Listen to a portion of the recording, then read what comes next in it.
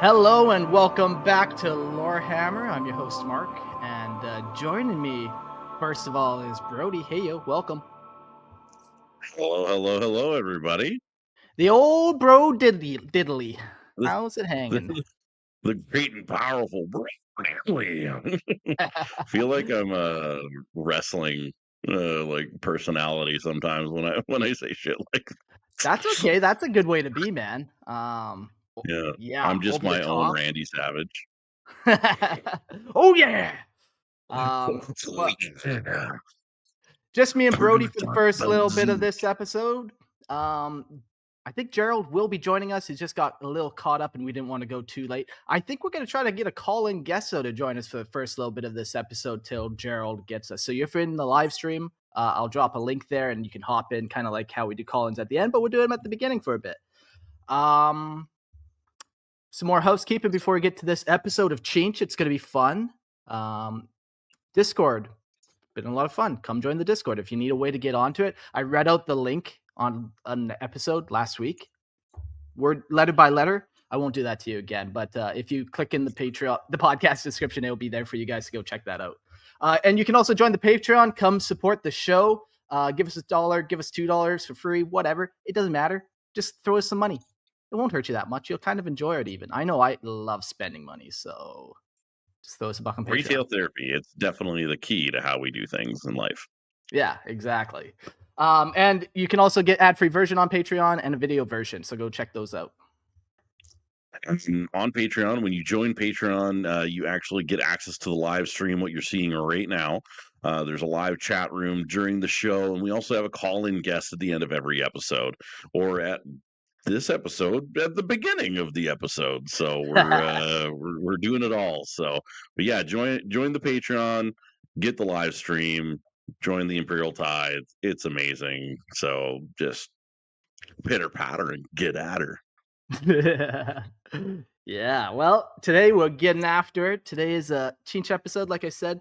I kind of, we did the gods before the White Scar. So not too long ago, a couple weeks ago, we did this kind of god series where we talked about all of them. And when writing the notes, as often happens, I just end up writing way too many. And it spawned this kind of episode idea where we talked about the god and we talked about how they manifested. We talked about kind of their colors, their symbolism, all that kind of stuff.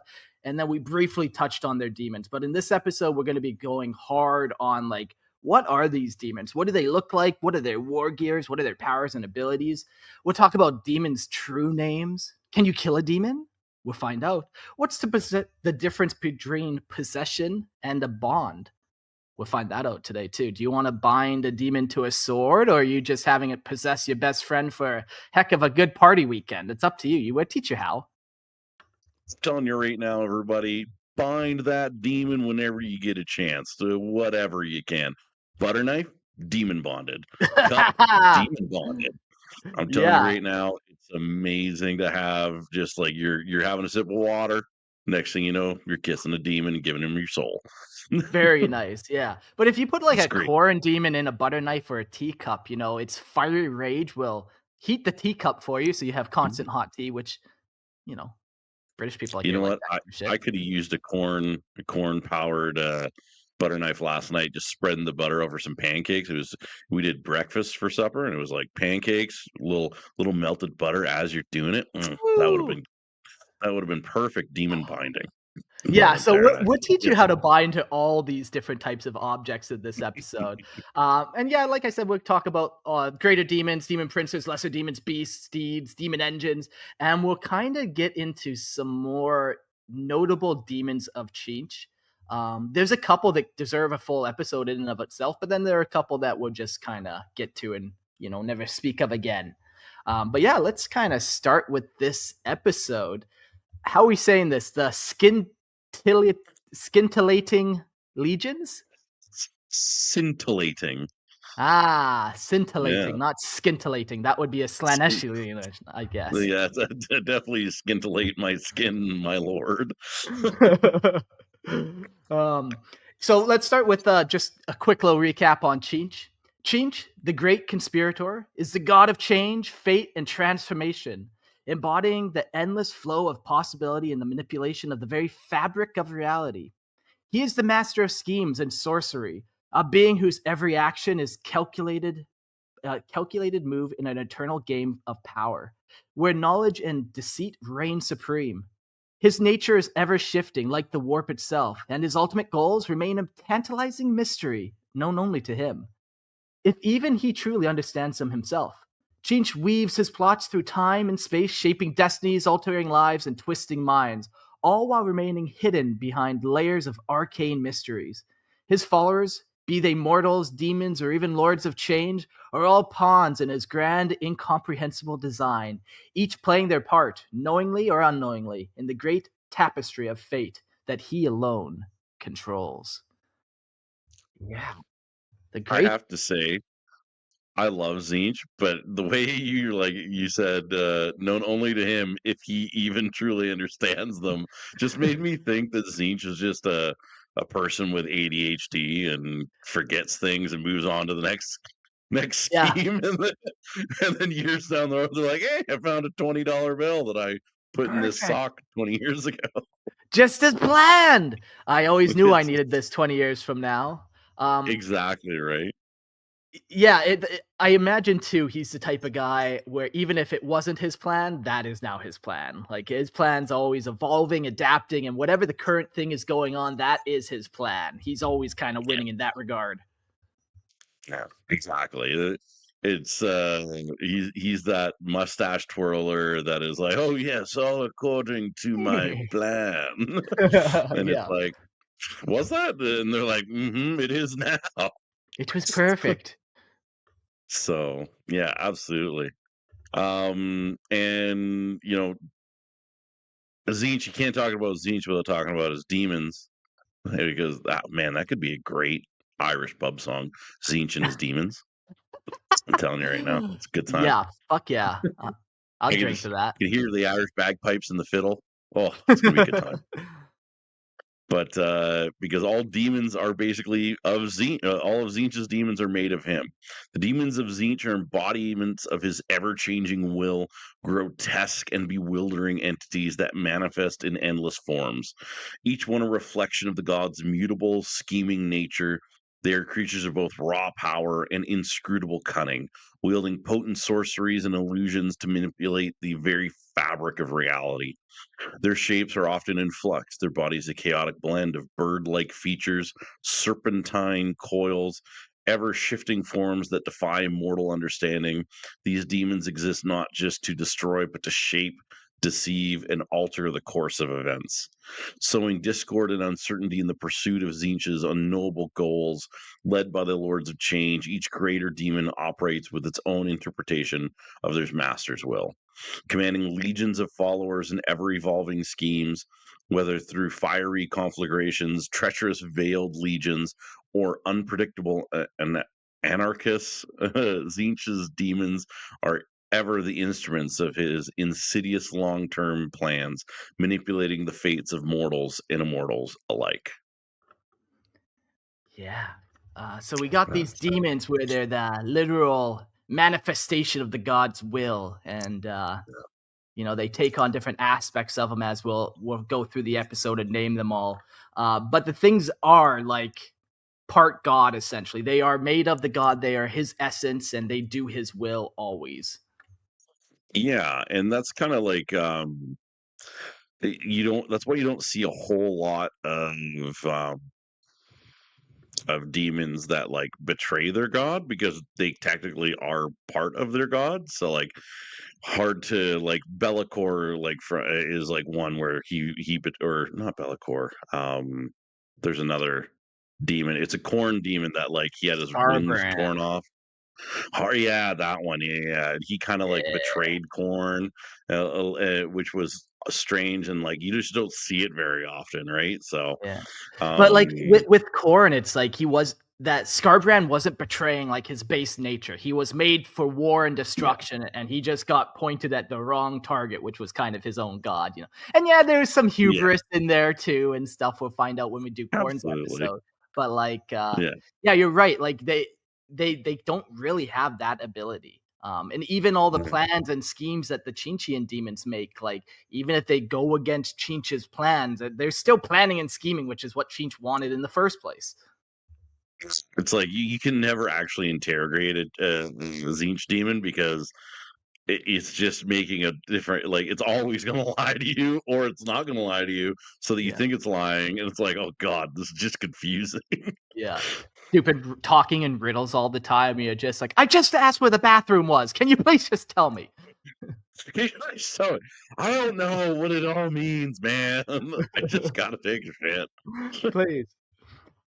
Demons, they do have true names though, which are kind of, pretty common in most mythologies, fantasies, or whatever. If you got their true name, you kind of get their power over the demon. 40K has some slight differences as we'll read about, but let's discuss that in a second.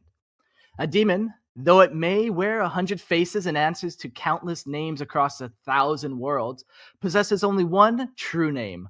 Uh, a demon, like a cinnamon but demon. You're on mute. A demon in? A Yeah, I don't know, demon. that's a new one for sure. I think, demon in is a new one. Never I heard that just one. read that, I was like, "How do you say that?" Demon him. Yeah. Birthed from unfathomable madness of the warp beyond the comprehension of mortal tongues. These names are as not mere labels, but vessels of unspeakable power, woven into the very fabric of the demon's existence. Utterly impossible to speak without unleashing a torrent of otherworldly force. To know a demon's true name is to wield dominion over it, a rare and coveted prize that those who walk the path of the dark arts will hunt across lifetimes. For this is the knowledge that allows one to bind a demon, to shape it to their will. Ancient cursed tomes like the Liber Demonicum carry the weight of such knowledge, recording the true names of demons as those mere books passed between occultists. The same demon may be bound, tortured, and controlled anew through the centuries. Yet no matter how many times it changes hosts, the demons retain its malevolent intellect and corrupting marks of its dark nature, ever scheming, ever lurking in the shadows of the warp. Um, yeah, I like this concept. This true name that has like the ultimate power, and it's woven into the very fabric of the universe. Like I can just imagine that, like the inception of the demon starts with the true name. Like when Chinch is making his demon, he thinks of this name and he's like, okay, what kind of power am I putting into it? Like, and then he comes up with this title and spawns the demon. The name almost comes first. I think you're right. I think it has to have the name first. The name creates the demon creates the name kind of thing. It's chicken Yeah. and the egg situation a little bit, but Yeah. Well, like it's, for humans, we typically will give birth and then name the child, but with the demons, I not think just, it "I'm gonna have a Roger," and then hope it's a boy. Yeah, exactly. But like, yeah, it seems like the gods like manifest that specific name, and then with that name, it manifests the power behind it, or the form and the essence, and yeah. Yeah, and, like, there's scenes within the 40K universe where they do actual demon binding and that, like, people have the names of these demons, and, like, one of them is in Eisenhorn. He binds a demon, and basically, has its name, holds power over it. It's actually a crazy scene that happens on Cadia, where he binds this demon, and, it gets loose, and a Kasrkin tries to kill it with a knife, like, just, like, hand-to-hand combat with a demon, and I'm like, "Dude, you're Yeah. sick." Like, Yeah. I awesome, wanna be but, like you when I grow up. like and Eisenhorn's, like, watching this, and he's like he knows that he's the only one that can actually stop what's happening because he knows the demon's true name, but if he Sure. uses it, he has to use it to kill it, Ah. kinda thing, so he's like, "I don't wanna use it yet." kind of thing, right? So Yeah. it's this interesting thing, and it was like, yeah, it was very interesting. Some of like the stuff that you get out of the Eisenhorn books. I haven't read any of the other ones, the Beckwin or oh gosh, I can't remember his other protege that they did their own series of books on. In like the Ravener. Inquisition. Ravener, that's the one. Yeah. Yeah, yeah. Yeah, yeah, I haven't read any of the Ravener books yet. So, but yeah. I think there's probably lots of demon names and stuff in there too. So, Yeah, yeah, for sure. Um, it's interesting you're kind of mentioning death there, because yeah, like, killing demons is technically possible. It's very rare. You know. yeah, and I can kind of talk to that as well if you want for their true deaths.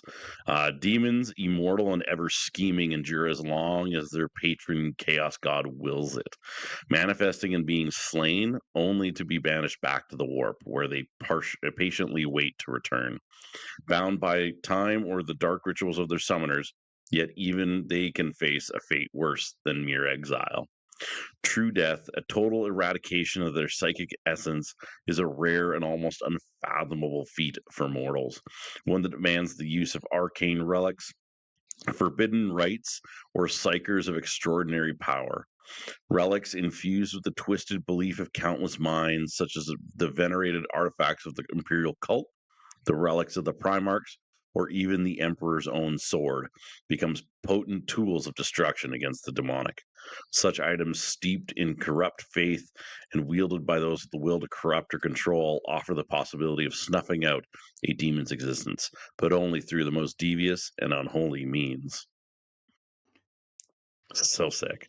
I think I love the idea of all of these like relics that are around the 40K universe because it's such a huge like world, right? So like the world building that is 40K, the galaxy that is, um, how many demon killing artifacts could there be, Yeah. right? What could Yeah. they be, and what could they be? A demon killing artifact that's just a flathead screwdriver, like the, The or blessed something flathead stupid. screwdriver of the Mechanicum. Yeah. Yeah, Um, exactly. It is a blessed screwdriver and from the that's kind of 20th the millennium. neat thing about it, like, however it happens, I have some theories of how it happens, but humans and their faith and their prayer can kind of like, yeah, it put their psychic essence over millennia into these items that then have power to kill Yeah. demons. And like, is it the power of prayer that translate through hope? And hope is like an anathanum to chaos, you know? Um, hard to say exactly Yeah, how, but there's it's definitely that super power interesting. there. Yeah, it's super interesting. Like it's kind of almost like the Imperial Saints, right? There's this hope and this faith in something greater, and I think if you're like in the 40K universe, if you're somebody who is like a devout follower of the Emperor, or is somebody who has just unyielding hope in mankind, I think that is where you can see a lot of those things happen, right? And I think I I want to say that like the idea of like imperial saints being holy relics themselves and everything they touch becomes a holy relic is kind of the Yes. same thing. Like, this is the spoon of Saint Sabbat. She ate gruel with it on the war front, like She stuff didn't like even that, have to right? season it, and it tasted delicious every time. Every time. Yeah. Did you know that there's an imperial saint who's a cook?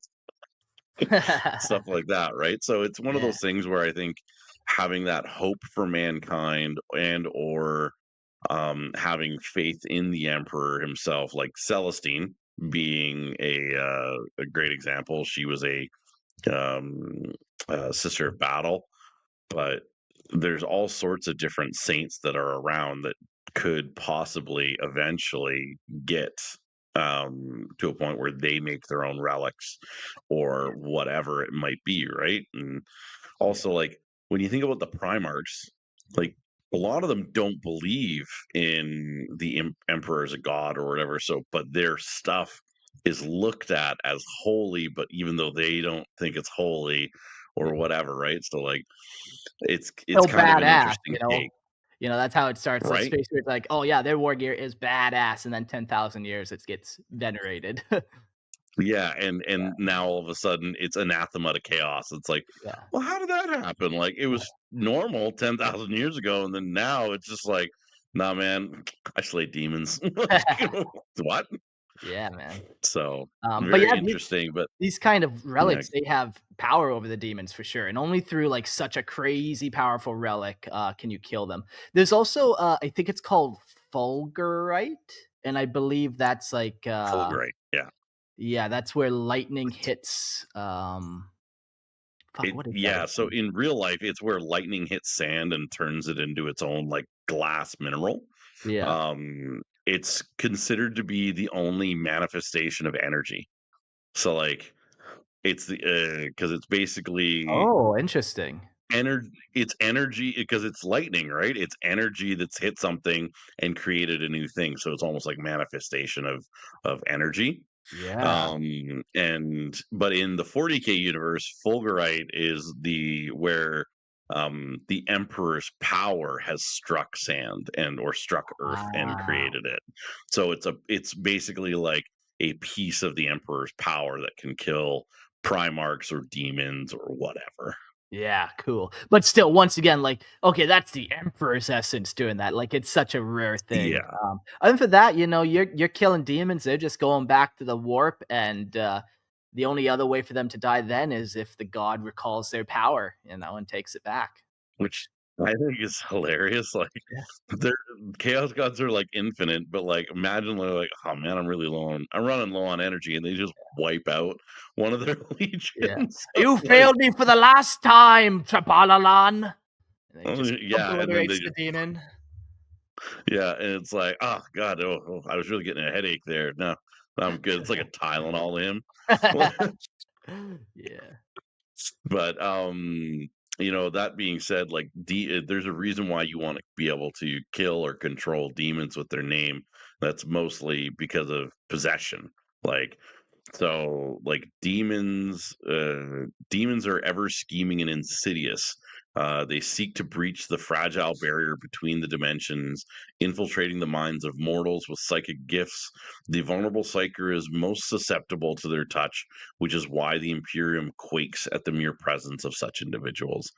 Fearing the very essence of their power, the demons seep into dreams and visions, weaving their corruptive influence into the soul of their host.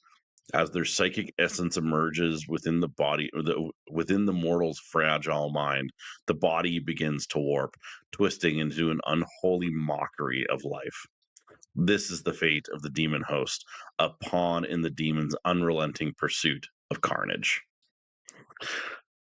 Um, some mortals, intoxicated by the allure of power, willingly surrender to possession, embracing the fleeting gifts the demon bestows, even as those same energies consume them. Possession, while limited by the physical form in it inhibits, still brings forth untold destruction. Demonically possessed mortals, particularly those with authority or influence, can ignite rebellions, casting entire worlds into chaos and bloodshed. The galaxy's history is stained with the legacy of leaders and commanders who fell prey to demonic corruption. For those who serve the ruinous powers, the process of becoming a demon host is a willing pact, a descent into madness like that of the Chaos Space Marines. Yet, even more insidious is the ritual of creating a mechanical host, a demon engine. Through forbidden rites and the sacrifice of countless lives, mechanical vessels, from humble weapons to towering dreadnoughts, are transformed into prisons for the demon's wrath, bound by an architecture that was never meant to bend to their will, making them a more dangerous and cunning force, one that corrupts from within. Interesting, yeah. So, Yeah. a really great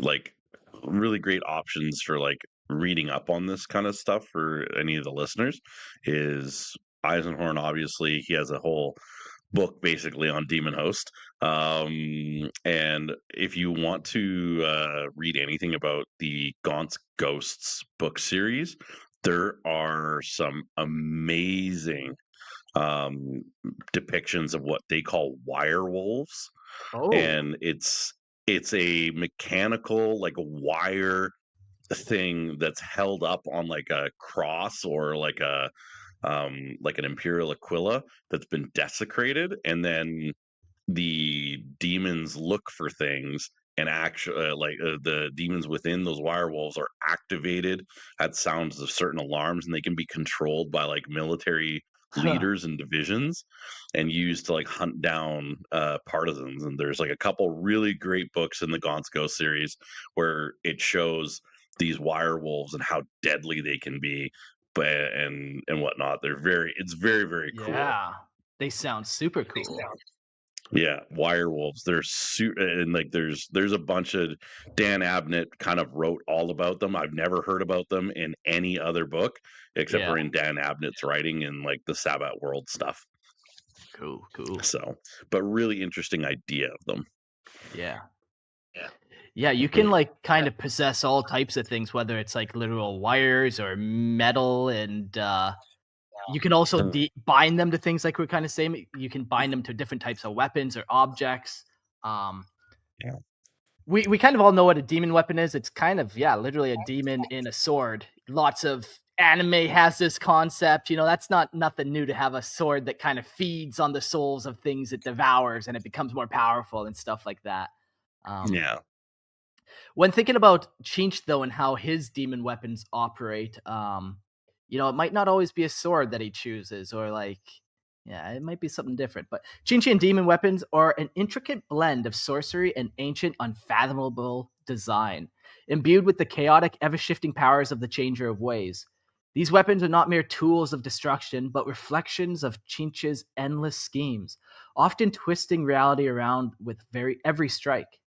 Each weapon pulses with the demon's unpredictable influence, warping the very fabric of fate as it shifts between forms, revealing new capabilities and horrors at a whim.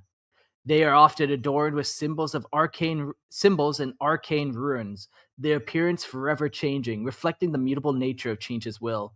To wield a Tzeentchian weapon is to dance on the edge of madness, for each blow reshapes the wielder's destiny, unraveling and remaking their very soul in service to the ever deceptive and enigmatic forces of change. Such weapons are favored by those who seek to bend the future to their desires, though the price of wielding them is never clear, and their loyalty to the wielder is ever in flux. Um, yeah, cool kind of weapons. Just these like, as soon as you think it's taken an actual solid shape of something, it started to kind of shape and morph into something else.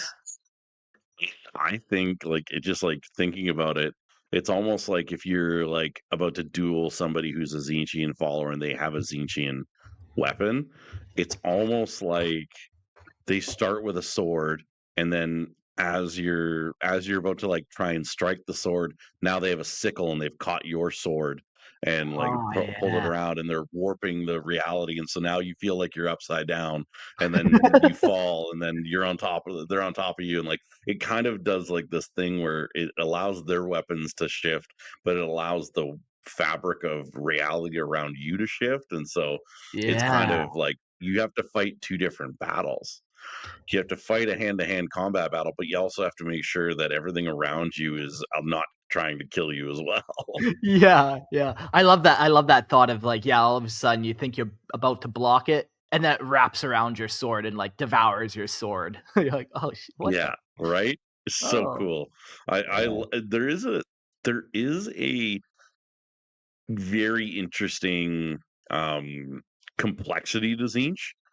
It, he is the changer of ways. He wants to be complex, but I think also just the way um you can look at some of the things that he's doing um with his weapons and like how he bends fabric of reality and everything like that is like he has a certain allure to him that I've found a lot of people don't necessarily like, because they look at it as not combat effective. It's like Mm. Korn is blood rage, Nurgle is rotten, things rust around you, and you're getting sick from it, like as you're fighting them. And Slaanesh is like extremes and like body horror, and it's very scary, and like, and then Tzeentch is like, I'm gonna change the plan. Yeah. And Yeah. like people don't really think about it that way, but it's you can make that super unpredictable.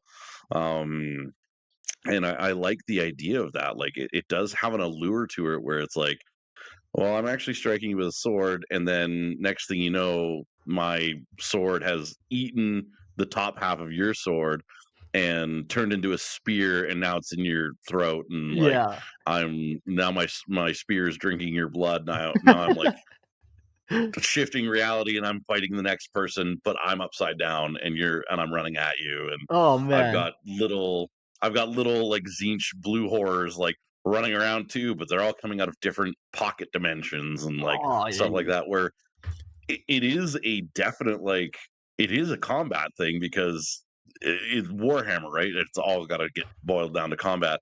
I think it's amazing the powers that Tzeentch has with like their changer of ways and their sorcery and everything like that.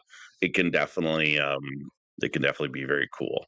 Yeah, it's just a mind fuck. Like, Corn, yeah, you get the Yeah. concept. Like, don't get hit by that fucking axe. Like, okay, I get it. He wants my skull. But Yeah. Yeah, he yeah. wants my skull, guys. Yeah. Yeah. And then Tzeentch is like Inception. Like, oh no, That he's it in is my funny, like, mind. that is kind of the movie I keep kind of flicking to in this episode when we're talking, is that Inception. The walls are curving on you and stuff, and yeah, everything's Exactly. spinning. Yeah. Yeah, exactly. Well, as you kind of Man. mentioned, you can put demons into metal and make demon engines, but we'll talk more about them later. But that's another way you can kind of bind demons, and that's more of like they still have some free will in that kind of identity as a demon engine. Where now we're going to talk about the bound version, where they're bound, they're contained, they're servants now at this point. Though demons are bound by their intrinsic nature and the unyielding will of their patron, mortals have long sought to twist their power to their own ends, binding these entities to serve their whims through sorcerous rituals.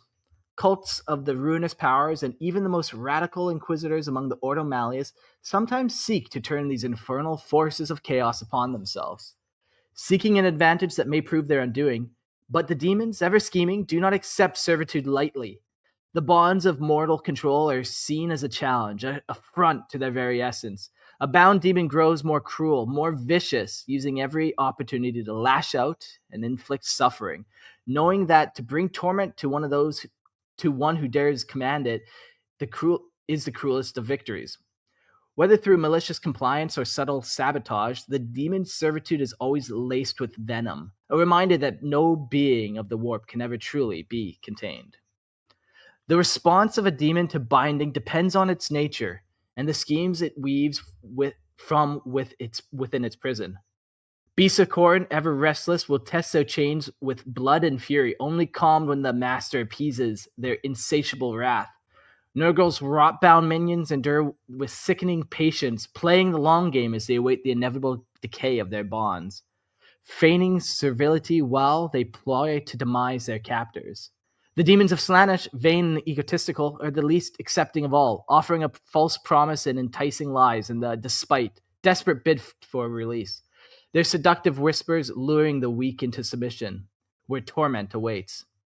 Tzeentchian demons, ever inscrutable and perhaps the most dangerous of all, weaving plots within plots, using their bindings as the stepping stone for more complex machinations. Whether they pretend to comply or subtly undo their captors' efforts, they are forever scheming, ready to turn the tables in a game of twisted deception. In the hands of mortal sorcerers, these chains become an exquisite tool of manipulation, a delicate dance where the demons, though restrained, may find ways to bring about the downfall of those who thought they controlled it.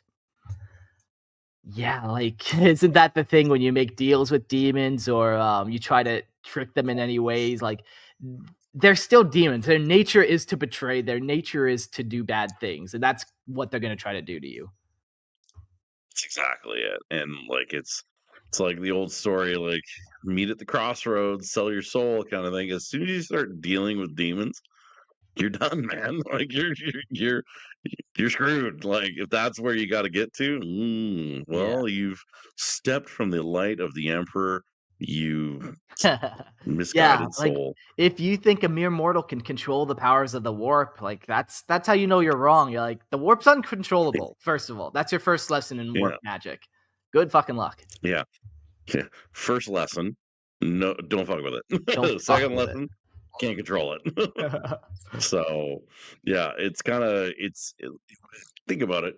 The emperor, the most powerfully psychic human to ever exist, couldn't control the war.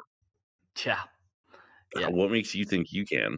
Yeah, what makes you think you're Think about so great there, hey, listener? yeah. Hey, why do you think you're so cool, nerd? It's like, yeah, it's I don't know, man. Yeah. Think about it though. The emperor, most powerful psychically powered human being ever, couldn't control the war. The Malkador, the second kind of most powerful psyker, was just like, "Ah," and, like, flashed and burned when he tried to hold back like a warp opening on Terra, like, Yeah, "Ah, good not luck. good. Not good. You're not gonna win this one, my friend, unless you know its name and you can kill it real fast, like." Yeah. So, but with that, the whole, like, idea of, like, how Tzeentch operates, I think a lot of people, like, even it said, like, in the hands of mortal sorcerers, these chains become an exquisite tool of manipulation. A delicate dance with a demon, though restrained, may find ways to bring about the downfall of those who they thought they controlled it. I think everybody thinks of Tzeentch demons as like always being captured, always being controlled, but they're like more than like corn demons or Nurgle demons or Slaneshi demons or anything like that. And I think that's like it's definitely planned out that way, right? So also, hi Gerald.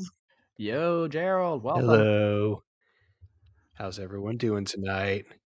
Yeah, good. How are you Doing doing? good, Gerald. How are I you? don't I don't feel so powerful. I think Nurgle got upset we're talking about Tzeentch tonight because I've been wrestling a little Nurgling all day.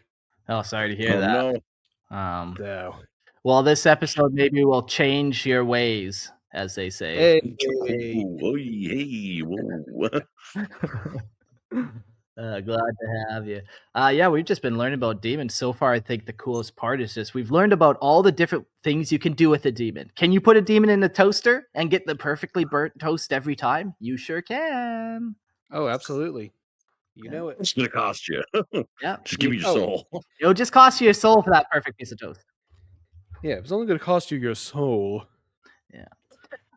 But now we're gonna hop right into the scintillating legion. So when you get a bunch of demons together from Tzeentch, they're called that, and then, they kind of can operate in different ways. Yeah, so let's kind of learn about that. Yeah, absolutely. Um, The air shudders with iridescent waves of arcane energy as the convoluted legions of the great conspirator unfurl for war. The scintillating legions, each more befuddling than the last, their forms grotesque and shifting. Mortal eyes see only chaos, a maddening whirl of the impossible beings, yet behind the frenzied spectacle, there is an intricate design, only known to the architect of fate, and even he, in his infinite wisdom, might not reveal the full truth. Tzeentch, ever the schemer, prefers to weave his plots through sorcery and intrigue, twisting the fates of mortals like a marionette in the hands of a hidden puppet master. Yet when schemes fall short, there is always power, raw and untamable, to be harnessed. Thus, Tzeentch demonic legions take the field, unlike any mortal armies, shifting in form, intent, and power. The convocation of Tzeentch's legions is no mere warband, but a mad, chaotic ballet of destruction, a carnival of violence filled with flickering fire and conjured magics, where each movement is a step in the great game. Unlike the brutal, focused forces of Khorne or the methodical, ever-repeating motions of Nurgle's followers, Tzeentch's forces are always in flux, their tactics and compositions bending and twisting like the strands of fate they embody. Each scintillating legion is commanded by one of Tzeentch's greater demons, a lord of change, an enigmatic and calculating being chosen for their singular devotion to their master's unknowable will. These lords are granted autonomy, allowed to bend the legions to their personal tastes and desires, aided by their champions and advisors. Some lords of change, drawn to the raw destruction of fire, lead the conflagration legions, crimson bands of flamers whose warped flames scorch both body and soul with a cruel, relentless fury. Others, reveling in the unexpected, may lead the legions anarchists, which defy any predictable formation or strategy, appearing with no warning and wreaking havoc from the shadows. The masters of deceit and duplicity, those who thrive in the art of subtlety, command the veiled legions, elusive forces that almost never show their full hand, slipping away like whispers after their grand designs unfold. The demonic legions of Tzeentch are not easily contained. Each is divided into 9 hosts. Their leaders, demon princes and heralds such as change casters, flux masters, and fate skimmers, are driven by a boundless ambition to prove themselves worthy in the eyes of their inscrutable master. Rivalries swirl beneath the surface, with each legion vying to outdo the others in service and sacrifice. As the Lords of Change maneuver against one another in endless plots, each trying to outwit and sabotage their peers in the ever turning cycle of the great game. And so the sigils of each demonic legion glow in the shadows of the pyramid of Rick, deep within the crystal labyrinth, each one a manifestation of a new design, a new hierarchy, twisting in ever new directions. The 9 most favored legions, those who have gained Tzeentch's favor, control the fractal fortresses, towering symbols of prestige and power, coveted by all those who serve the great schemer. Each is a prize, a fleeting moment of ascendancy in a world where the only certainty is change. Yeah. I love how some of these operates. Like, I love the theme of just a certain sorcerer liking a specific demon, or only having the power to call certain demons, or like I like the conflagration legion, where a sorcerer is just going to summon a bunch of flamers and stuff, and it just likes the hellfire, the warp fire consuming Yeah. everything. Yeah, exactly. I think that's so cool. And like the veiled legions, super interesting as well. Everything's from the shadows. Like when you think of veiled legions, like, but it says legion, there should be lots of them. And it's like, no, no, no, you don't get to see any of this now. There are lots of them. You just don't get to see them. Yeah, you still get to see them, right? Yeah. Instead of just one purple orc, it's an entire legion of purple orcs. Oh, wait. The Legion Arcanus sounds kind of interesting, just unpredictable. I kind of almost get like Malal Malice vibes from that titling, but that's neither here nor there. But I think the Arcanus Legion is like we said, Inception. Like everything's bending around them. They're just like coming out of the walls or coming out of windows that are Yeah. actually above you, like and Yeah. stuff like that. It's kind of interesting. I think that's like just anarchy. Yeah. These legions, they do, while they're made up of different demons and stuff, they do have the option to take different types of like war gear or relics. Or we were talking about different artifacts that the Imperium have. Chaos has their own versions of artifacts too that are imbued with warp power and all that. So here's some of the more common ones. The Blasted Standard. And it belongs to the demons of Tzeentch, and is so saturated with the Chaos God's power that it is wreathed in warp fire. In battle, this warp fire can leap from the Blasted Standard to consume foes. Yeah, cool. So kind of just like this flaming banner that if you get too close is gonna jump at you and consume your soul. They Worst have game of peekaboo ever. they have various chaos icons, and they're usually twisting, ever-shifting symbols of sorcerer's power, a beacon of divine influence that channels the changing winds of fate and bends reality to the wills of the changer of ways. Those are kind of just typical chaos signs. Like you'll be the Chinchian symbol or the corn symbol. Maybe it's just the banner, that icon is number 9, for Chinch, and that's how they're getting the power from that. But it's usually more like those kind of things where it's an icon, a symbol. It's not like an actual warp fire artifact. And then they also have instruments of chaos, because why the fuck not? Even the warp wants to get down and boogie.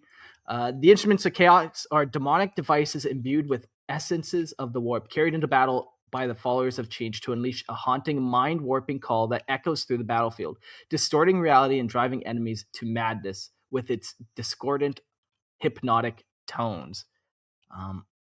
Yeah, like, so this thing can help summon things. It's usually takes the form of an instrument. For Chinch, it's almost like not quite a trumpet, but definitely some type of like horn almost. And when you blow it, you're literally blowing out like warp power that calls other demons to you.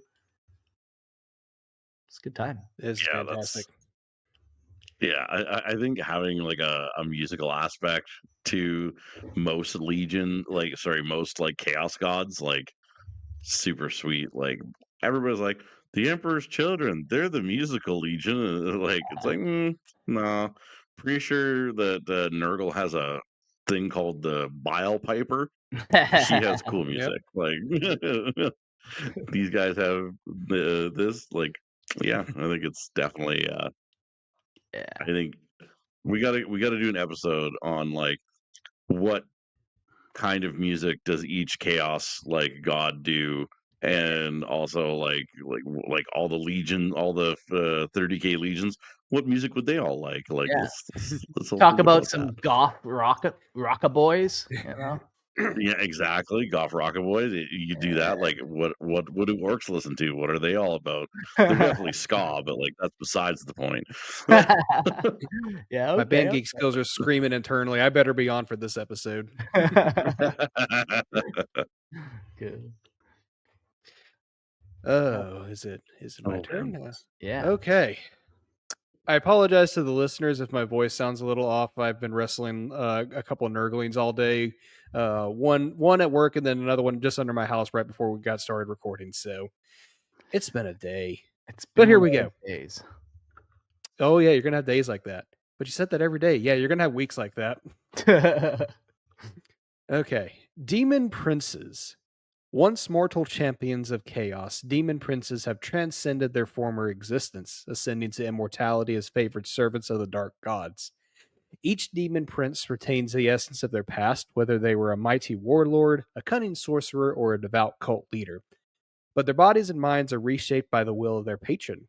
Towering in stature and imbued with dark power, they lead chaos armies as warlords and demigods, wielding both devastating physical might and unnatural sorcery. Some maintain a semblance of their former selves, while others become grotesque abominations of their master's twisted design. Though ascended, they are still bound to the whims of chaos, forever seeking to prove their worth, lest they fall from grace. A Tzeentchian demon prince is an agent of ceaseless change, an architect of fate whose very existence serves the great architect's grand design. Unlike the bloodthirsty warlords of Khorne or the festering overlords of Nurgle, these ascended beings do not wage war for simple destruction or decay, but to unravel destinies, twist reality, and orchestrate intricate schemes that span millennia. Each action they take furthers an enigmatic purpose, whether manipulating planetary rulers into ruinous pacts, guiding sorcerous cabals toward apocalyptic rituals, or shaping the tides of war through seemingly random interventions. To those who cannot perceive the cosmic puzzle they weave, their motives seem erratic, but to the Demon Prince, all is part of the great game of change. All according to plan, baby. All according to plan. All according to plan. I just sneezed, but I had it muted because it was all according to plan. Of course. And we got to bring it back to that. We got to bring it back to that Kronk meme from Emperor's New Groove. Oh yeah, it's all coming together. It's all So coming it's together. all, oh yeah, it's all coming together. um, with each Tzeentchian demon prince, though, they definitely have different appearances. It's not like Corn or Nurgle where they all kind of have like the same thing. They can be multiple different looks to them. The form of a Tzeentchian demon prince is ever shifting, a grotesque and beautiful blend of impossible geometries, writhing mutations, and shimmering energies. Their bodies are elongated and twisted, with limbs that stretch and reform at will. Cloaked in hues that seem to shift when unobserved, many bear vast iridescent wings resembling those of monstrous birds, though their feathers flow like liquid flame. Their faces are inscrutable, ever changing masks of flesh and energy, with piercing, pupilless eyes that hold the madness of infinite possibilities. Some possess multiple arms or hands that flicker between solid and spectral, while others appear to phase in and out of reality. There forms a paradox of existence and non existence. Tzeentchian demon princes are unrivaled sorcerers as well, their minds vast repositories of warp lore and forbidden knowledge. They can rewrite the fabric of reality with a thought, turning the very air into crackling warp fire, transmuting enemies into gibbering horrors, or tearing open portals that swallow entire regiments. Their foresight is terrifying, allowing them to anticipate and counter an opponent's every move before it is even conceived. Even their physicality is deceptive. They are not merely flesh and bone, but living conundrums immune to conventional logic. Blows meant to strike them may land elsewhere, and their wounds heal in ways that defy reason. And Like I think Tzeentch, like demon princes, are the coolest of the demon princes personally. um they like the whole idea of like they're ever changing. I get this idea of like if you like have ever heard of like biblical angels, be not like not like what we think of, but like actual biblical Mhm. angels. That's what I'm like kind of sure. picturing, is like it's a massive eyes and wings and it's coming in and Mhm. out of reality, and And it's like so many parts are moving on it. Yeah. Mhm. The right. eyes are Sure. So always that's like the kind of, fixated on you. yeah, and, like, no matter where you look, they're always looking at you kinda Mhm. thing. So, Mhm. but, like, I really think, like, they have, like, a cool model, like the Tzeentch Demon Prince. It's, like a big bird with iridescent wings and, like, and a big staff and everything like that. I think it's a cool model, but I think it's one of those things where if you wanted to, you could make so many different interesting things to be a Tzeentch Demon Prince that like you don't have to use the GW models at all.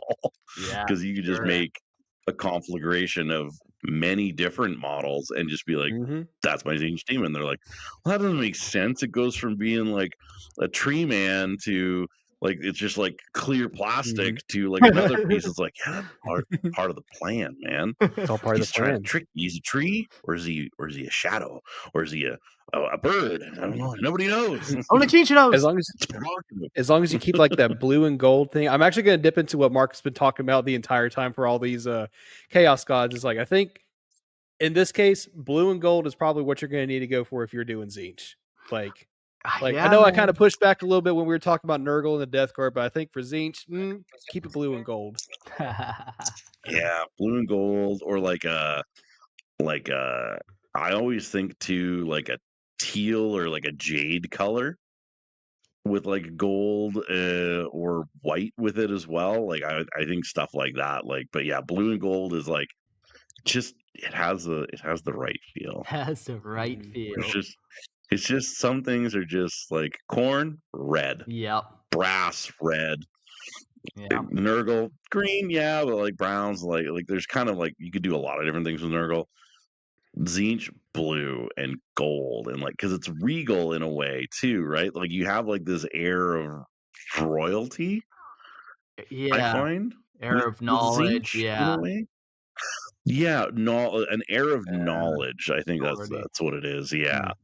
So I think definitely an interesting branch of the war of gods. Mhm. So Yeah. Demons, they do use the Tzeentchian demon princes do have different type of warrior options. Anything from staffs to bladed weapons to some will have guns that they've taken over. Like, when you become a demon prince, anything, the sky's the limits at that point. Especially just imagine if you're a Tzeentchian demon prince with a Tzeentchian demon weapon. And now where does the demon begin and the weapon end? You don't even know at this point now. Up next, we'll talk about greater demons. So, kind of step down from demon princes, greater demons, the colossal manifestations of the god's will. Greater demons are the most powerful entities within the warp, short of the dark gods themselves.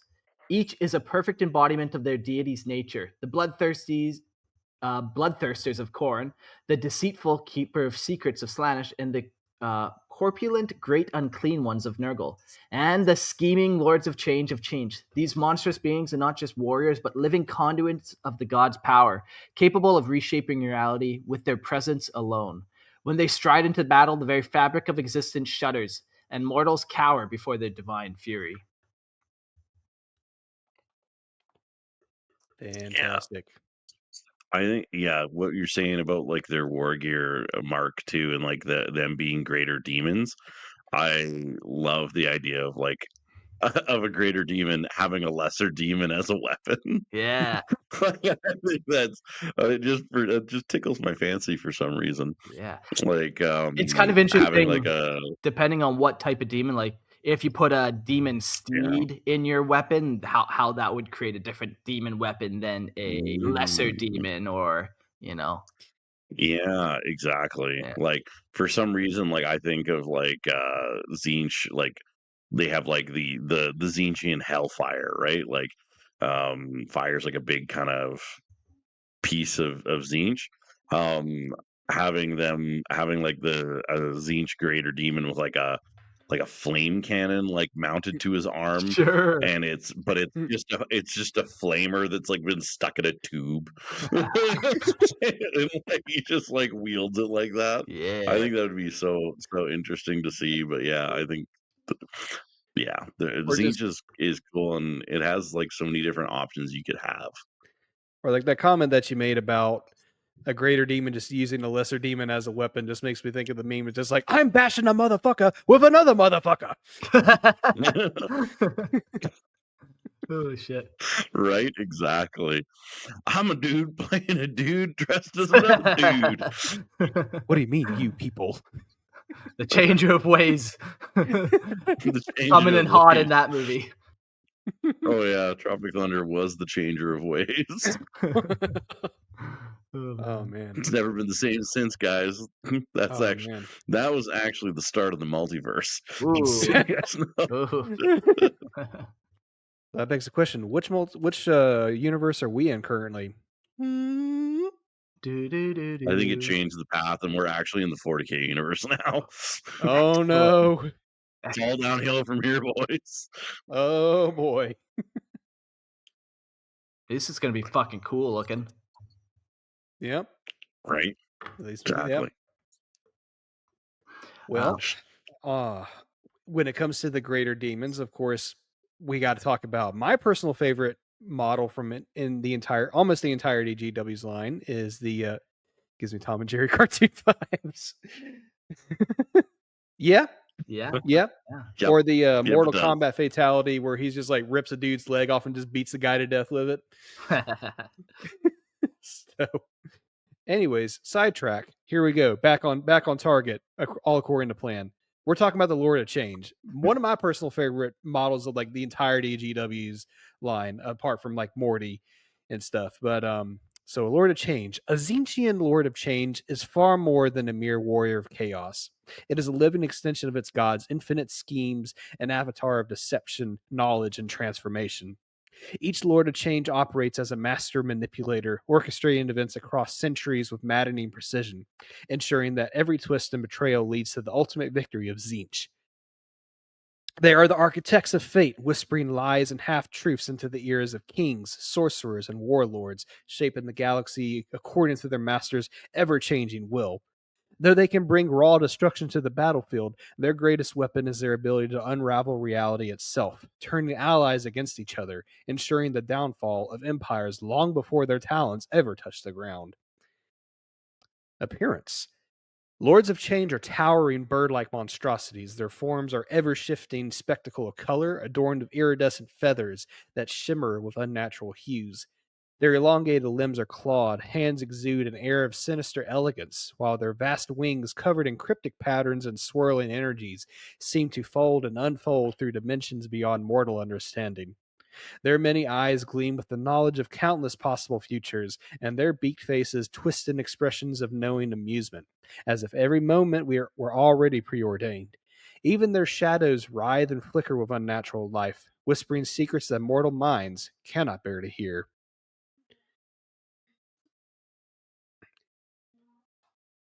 Oh yeah, that's the good stuff right there. Mm-hmm. But that being said, though, they do have with their appearance, like they have all these writhing and flickering with unnatural life, whispering secrets, all that kind of stuff. Uh, their powers stretch far beyond that. As the greatest sorcerers among Tzeentch's daemonic legions, lords of change wield magic with terrifying ease. Their mere presence warping the fabric of reality. Their mastery over the warp allows them to cast devastating spells, hurling warp fire that twists flesh into madness, reshaping time so that enemies age into dust, or raveling the very bonds of existence to send foes screaming into oblivion. They are nearly omniscient, able to foresee the countless paths of fate, making their nearly impossible to outmaneuver. Their illusions can deceive even the most disciplined minds, while their mere words can plant doubts that blossom onto full scale betrayals. In battle, they rarely rely on brute strength, for to a lord of change, victory is best achieved before the first blow is ever struck. War gear. Though their true power lies in sorcery, lords of change often wield relics of immense arcane potency, each a fragment of Tzeentch's endless arsenal, staves of change, topped with shifting runes and impossible geometries, channel raw warp energy into a reality warping blast or unravel the minds of those who gaze upon them. Some carry the scrolls of Tzeentch, each inscribed with spells so complex that reading them alters the fate of the universe itself. They may also bear enchanted talismans that distort time, reflect attacks back upon their wielders, or cause weapons to dissolve into writhing, useless masses. Every artifact in their possession is not merely a tool of war, but a piece in a grander game, an instrument of fate that ensures their inevitable victory. Man, I love some of the ideas of like Tzeentch weapons and war gear like that their demons have. Like I Yeah. think these are so cool. Yeah, you just Mhm. read one line from this scroll, and then all of a sudden the whole galaxy kind of shifts over, and just everything's like sideways now. And then, yeah, Right? okay, perfect, But thanks. you still get stabbed because it didn't change the thing right in front of you. Yeah. It just changed something way off in the distance, and you're like, it just didn't help. Like what the hell? It's all according to plan. Oh, Dies. according to that. Yeah. Mhm. Oh man. But yeah, I think the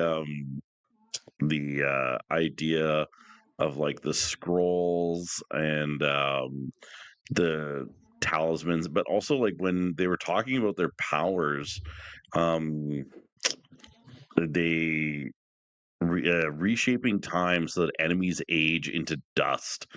I think that's something like that is like we had talked on the Nurgle episode that I think Nurgle is the actual like god of time because he like decay is all part of time and everything like that. Yeah. I think these guys wield time in a different way.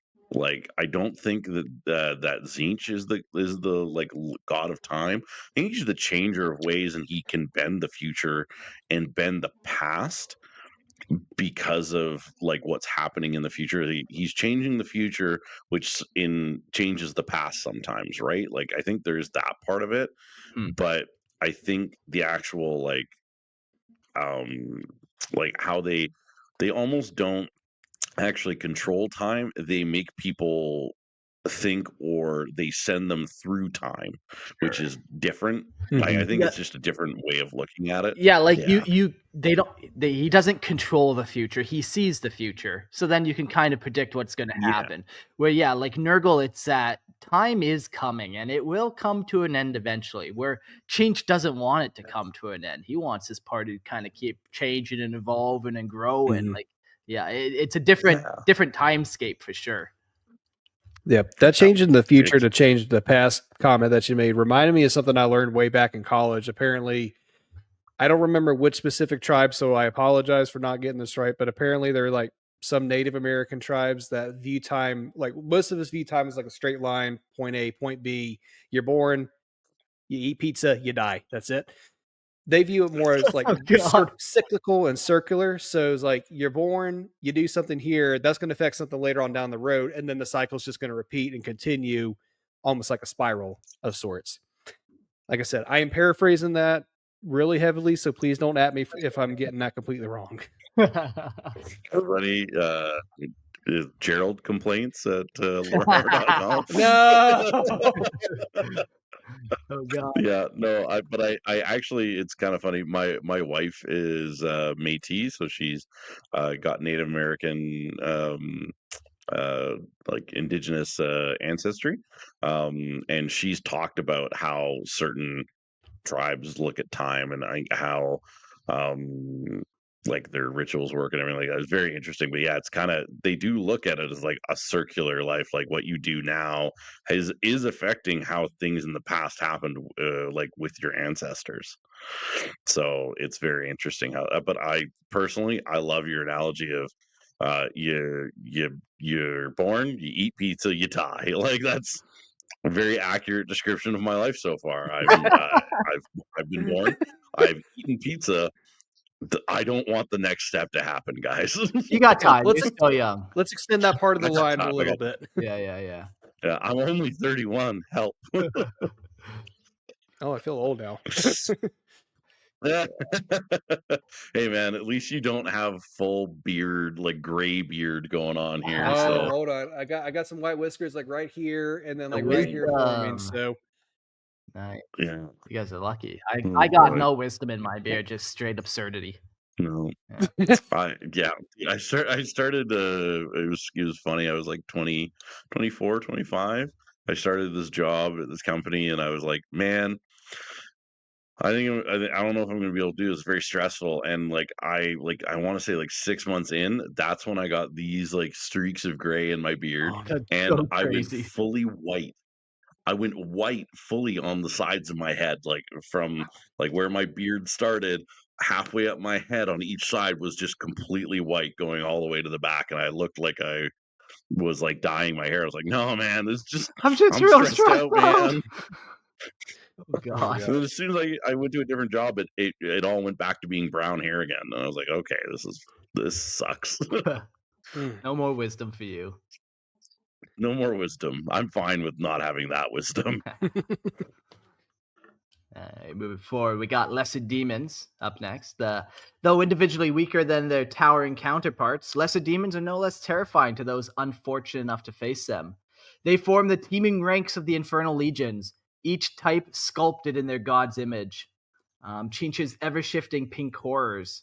Some fight in maddening swarms, others as disciplined legions, but all with the nightmare-made flesh, existing only to enact their master's will.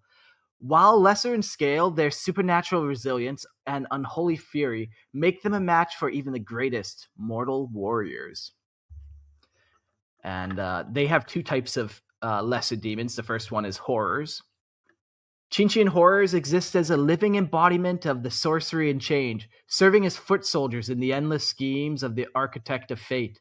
Unlike the brutal warriors of Khorne or the mindless hordes of Nurgle, horrors revel in magic, their very existence a chaotic swirl of the warp energy and deceitful trickery. They do not wage war for conquest or carnage, but for the sheer joy of disorder, spreading madness and mutation wherever they go. Whether summoned to battle by mortals or sorcerers, or unleashed upon reality by their master's grand plan, horrors bring anarchy in Tzeentch's name, crackling in manic glee as they twist fate itself. We got, yeah. I love horrors. They're so cool.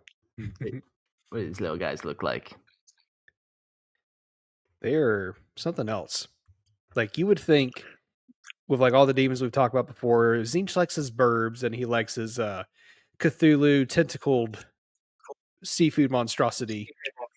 So horrors look kind of different though. Yeah. They're one of the cutest models in the range. Like Fun little smile on their face as they burn you to warp ash. I love it. Yeah.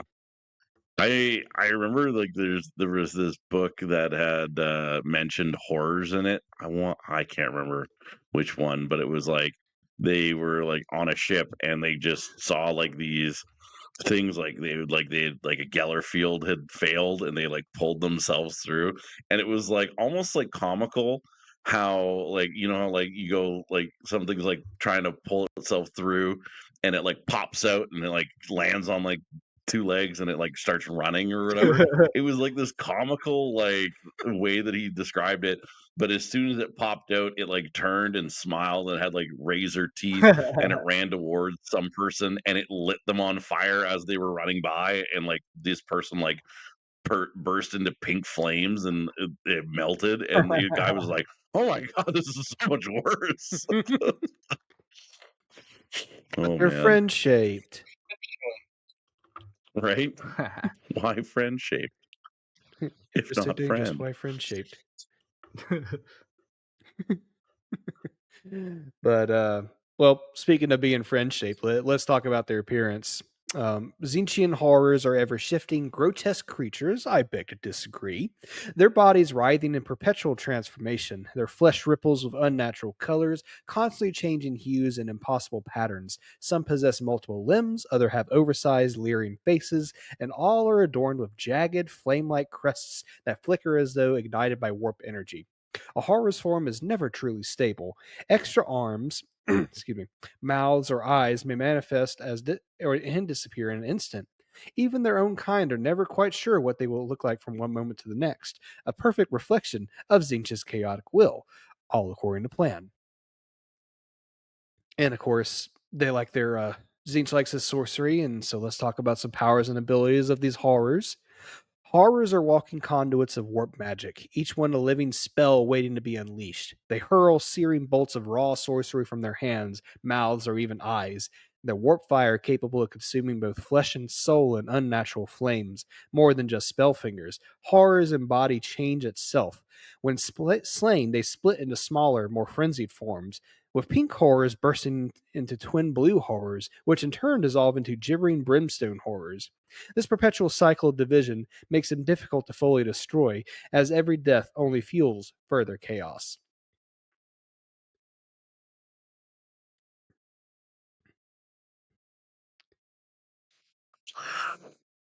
And the fact that they just like are a perpetual cycle, just awesome. I love that. Just like it's like pink horror, blue horror, brimstone horror. It's like what? But why are there more every time they die? Just more.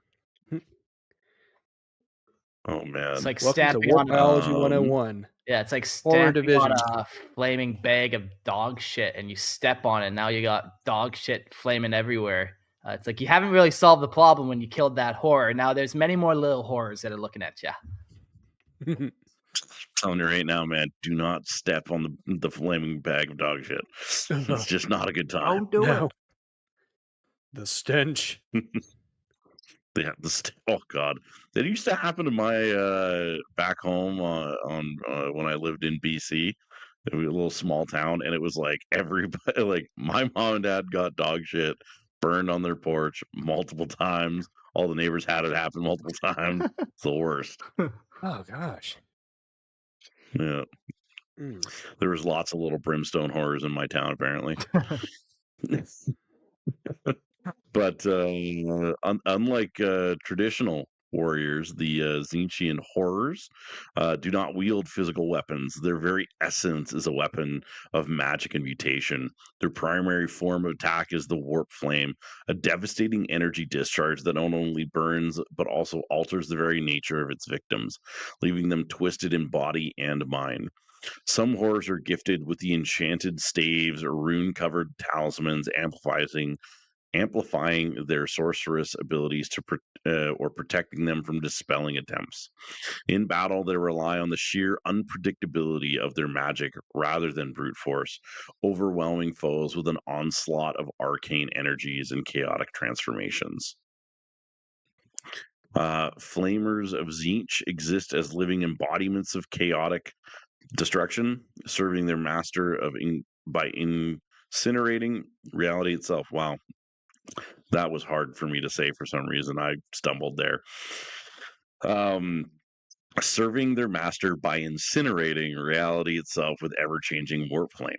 They are summoned to battle as instruments of the architect of fate, spreading mutation and ruin wherever they go. Unlike the disciplined warriors of Khorne or the scheming manipulators of Tzeentch's mortal followers, Flamers can care nothing for grand plans or strategy. They are agents of unbridled entropy, reducing foes to writhing, mindless horrors or piles of shimmering ash. Whether they rampage across battlefields at the behest of a greater demon or are conjured forth by mortal sorcerers desperate for power, their only purpose is to unleash the will of Tzeentch in the form of consuming fire. I didn't know that. I thought flamers could be controlled. Like, I thought that was something where you could just like go do that and like they would just go do, but they're just like, nah, I live for change. I change everything I touch. Like, And I burn down everything else. Like, yeah, exactly. yeah. So Yeah, what like, you're saying is this is basically the pyro, if we're talking in Team Fortress terms. yeah. Sure. The appearance, a I flamer. don't even know what you're talking about. A flamer of Tzeentch is a creature of perpetual motion, its body a writhing, formless mass of unnatural hues, flickering as though made of liquid flame. It possesses no true head, instead, featuring a gaping, lamprey-like maw set within its ever-twisting torso. Multiple spindly arms engage in its undulating flesh. Their elongated fingers terminated in flickering tongues of warp energy rather than solid appendages. These limbs constantly shift and reform, sometimes appearing as long, grasping tentacles, at other times as grasping clawed hands. Their skin, or what passes for it, is a swirling pattern of impossible colors, shimmering with an eerie hypnotic glow. The very sight of a flamer can be disorienting, as its form seems to dance between reality and a nightmare, a thing that defies the static nature of existence. Their powers and abilities. The flamer's most terrifying power lies in its warp fire that they spew, a substance that burns not just flesh and bone, but the very essence of its victims. This unnatural fire does not merely destroy, it mutates, twisting those touched by it into a horrid new forms, or in some cases, unraveling their physical existence entirely. A flamer moves with an unpredictable, bounding gait, leaping and purulating across. What the fuck is that word? Purulating? Across the battlefield in erratic patterns that make it nearly impossible to track. While physically fragile compared to other demons, their volatile nature makes them difficult to destroy. Some slain flamers simply dissolve into smoke, only to reappear moments later in another shape. Their presence also warps reality around them, causing hallucinations, shifting landscapes, and unprecedented surges of raw warp energy. The word you were looking for is pirouetting. Pirouetting. Okay. I read it and I was like, I don't understand. And so I had to type it into my phone. I was like, oh, pirouetting. Of course. And I still don't know what it means. Of course. You're dancing like a pretty little ballerina. Ah, okay. Yeah. No, that's a great way to describe these flamers, or flamers in real life too. Plain Jane. I love Got 'em. the pirouetting. Fancy for dancing. Ah, yes, yes, yes, yes. Thank you, Love it. Plain Jane. But the Flamers also have war gear. They are not just war gear, although it's easy to confuse the two. Unlike mortal warriors, Flamers of Tzeentch do not wield weapons in the conventional sense. Their bodies themselves are the instrument of destruction. I stand corrected, they are the war gear. Their elongated, ever shifting limbs serve as living conduits for warp fire, spewing forth bursts of coruscating flame in a deadly dance of entropy. This flame, sometimes called the fire of change, burns in multiple colors at once and has the effects that defy physics. One gout may melt armor like wax, while another might cause its target to sprout extra limbs or burst into a cloud of shrieking spectral birds. More powerful flamers, such as the exalted flamers, can focus their destructive energies into even more intense blasts, capable of reducing entire squads of soldiers or armored vehicles to molten ruin. Their only true armament is their own chaotic nature, a force that no mundane weapon can truly replicate or contain. So talk about like a living bioweapon. There you Yeah. go. Yeah, you can't really destroy it, it'll just morph a new part that it needs to attack or move or whatever. Yeah. So it just sets itself on fire. That'll make it change its own appearance. Then Perfect. It's a beautiful sight. this is glorious, glorious. Yeah. It's everything you want and a little bit more. As such is the way with Tzeentch, all according to plan. But Tzeentch also All has according to plan. all according to plan. Oh yeah, it's all coming together. But Tzeentch also has beasts. So let's talk about that real quick.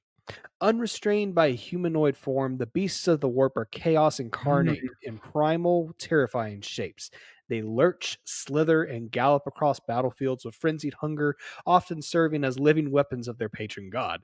Fleshhounds of Khorne are relentless hunters, bounding through warp and real space to claim skulls for their master. Beasts of Nurgle in their grotesque exuberance, playfully dissolving foes with putrid secretions. Making me sick already.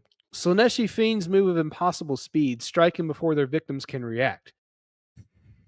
I had a really dirty joke, but I'm not going to say it. While Please Tzeentch's do it. screamer, Lorehammer Legal I'll has bring- you covered. Just do it. that brings a whole new definition to quickie. While Tzeentch's screamers packs soar through the air, slicing through armor with warp change maws. These creatures serve as monstrous extensions of their masters, embodying raw, unthinking devotion to chaos. Yeah, cool. The beasts. Yeah, like what happens when you bind a beast demon into your demon sword? Like you get this like feral predator like demon. Demons are already like so predatory and like hunter-esque, but you put it in the beast form and it's even more like raw almost. Yeah, I like the idea of doing that. I think it's I like the idea of like the beasts of Tzeentch, like screamer packs, like because it's all still the whole idea of like being in and out of reality. So like, is it a beast or is it your imagination of what a beast could be? Ooh. Like, Ooh. right? And So, just but raw power gives it to us raw and wriggling. bad, Gerald. Oh, it burns, master.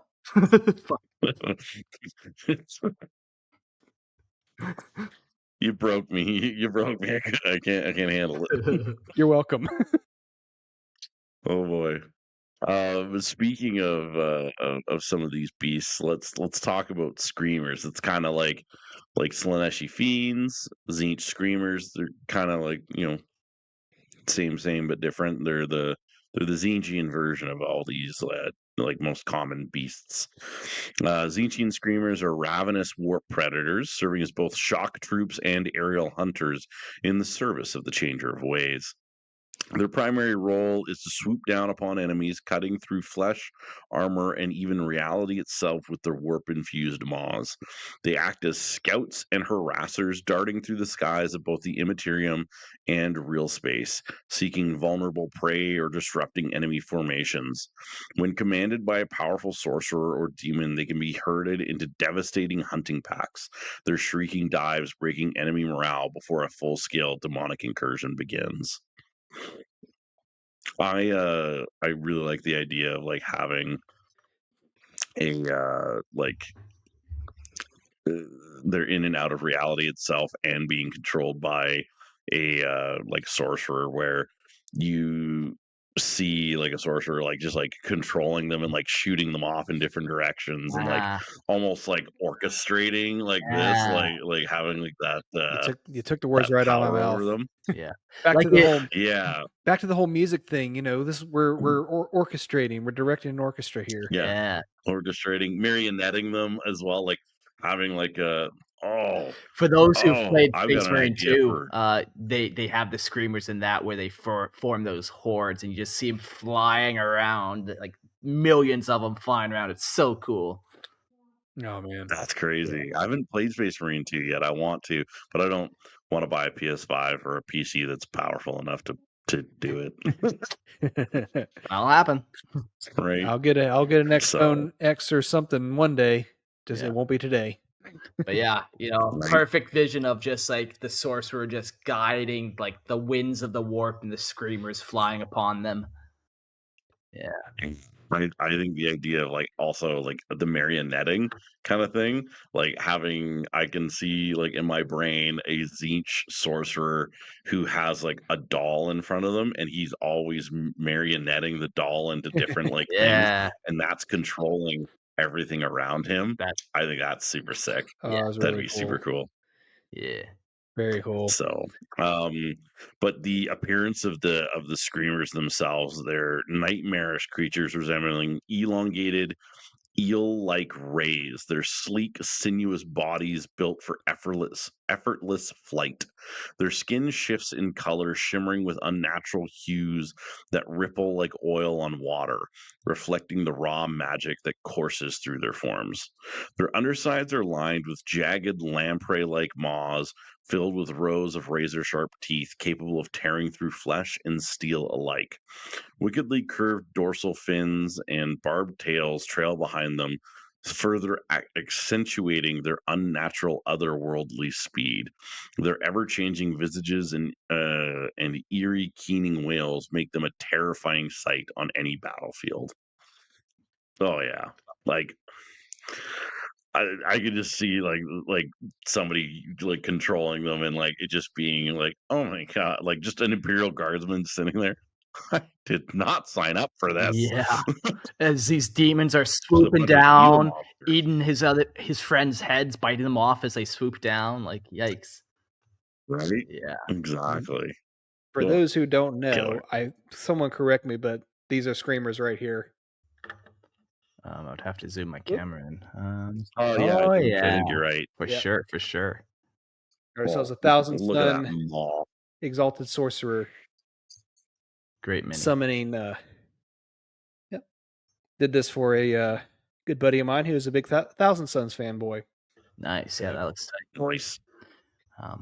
So the powers and abilities of the screamers are supernatural agility, darting through the air with impossible speed, twisting and dividing or diving to evade attacks or reposition for another devastating pass. The most feared attack is the Sky Shark Slash, a dive bombing. Who the fuck named that, by the way? A dive bombing maneuver where they skim across their targets, slicing through them with their warped charged fangs. They can also latch onto larger foes, tearing at them with their leech-like maws until only scraps remain. As creatures of Tzeentch, some screamers display minor reality warping abilities, phasing through obstacles and leaving trails of warp fire in their wake, making them near impossible to predict or contain. Their war gear. Unlike mortal warriors, screamers do not wield weapons in a traditional sense, but their own bodies serve as lethal instruments at war.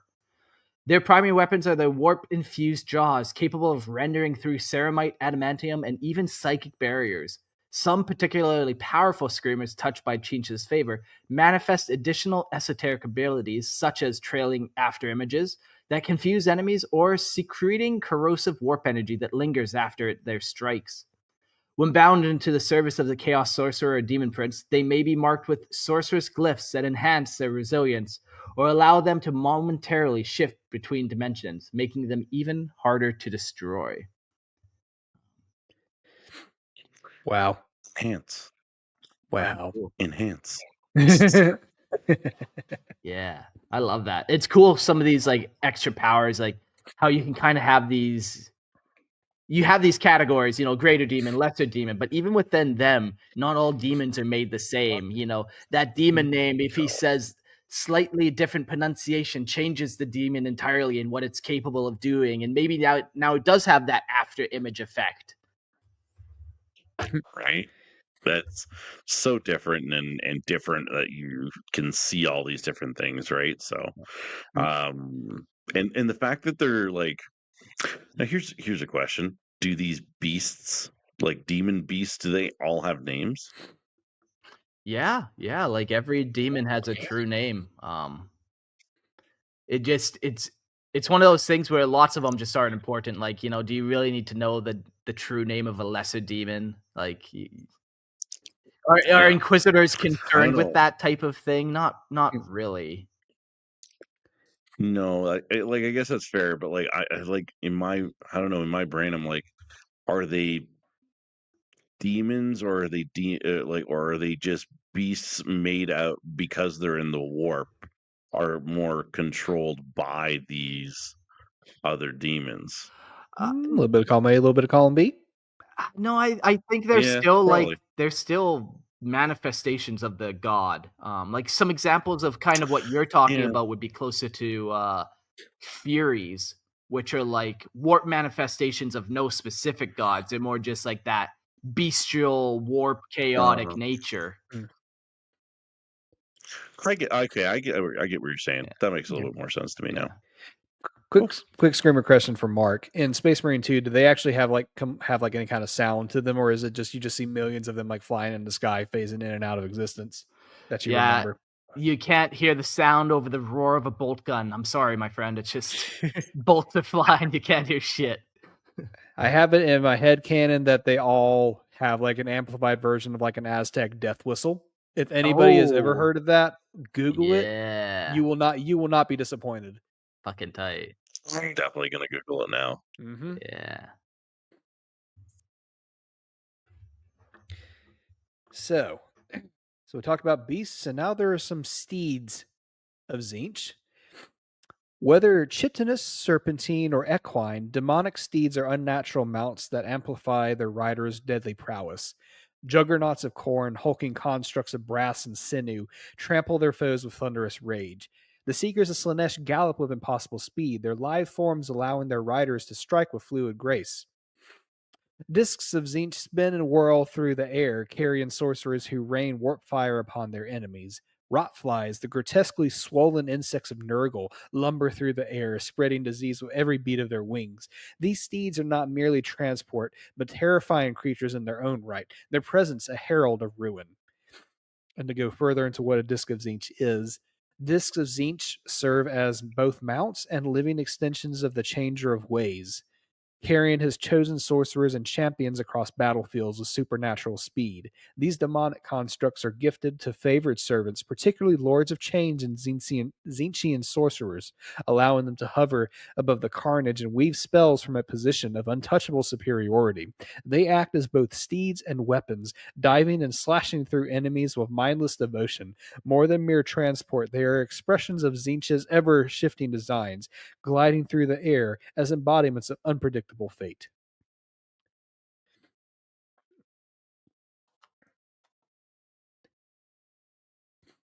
I just listened to the Aztec death whistle while you were reading that, just to get like an idea in my head of what screamers would sound like. I agree. That is terrifying, and I would hate to hear thousands and thousands of them doing that all at the same time. It would terrify me. What can I say except you're welcome? Yeah. um as you were talking about discs of Tzeentch, though, what is a disc of Tzeentch? Like, what does it look like? What's the it's just a disc, right? It's very apt name for The something. frisbee of Tzeentch. Disc. Yeah, exactly, right? um, it's a discus of Tzeentch, actually. You know, it's just a discus. They throw them. The They use shot them in put games. of Tzeentch, if you will. The shot put of Tzeentch, right?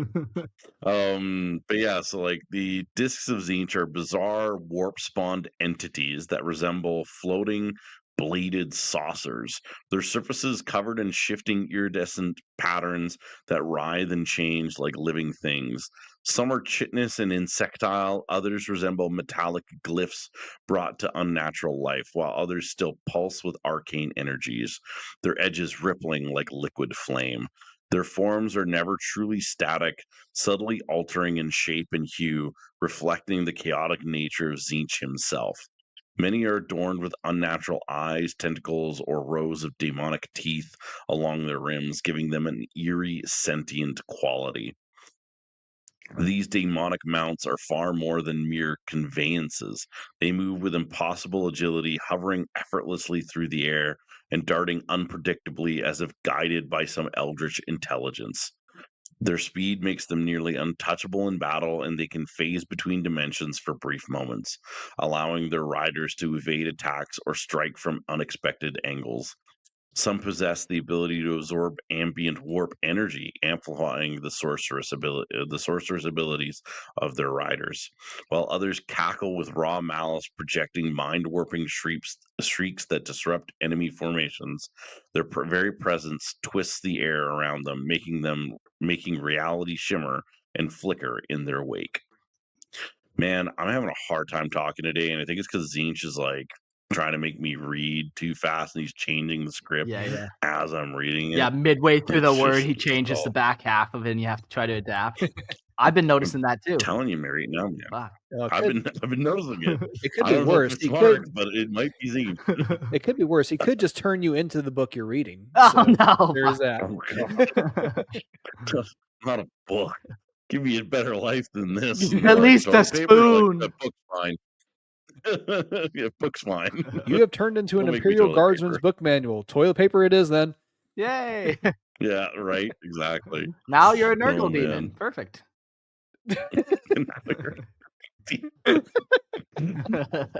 Changer of ways added again.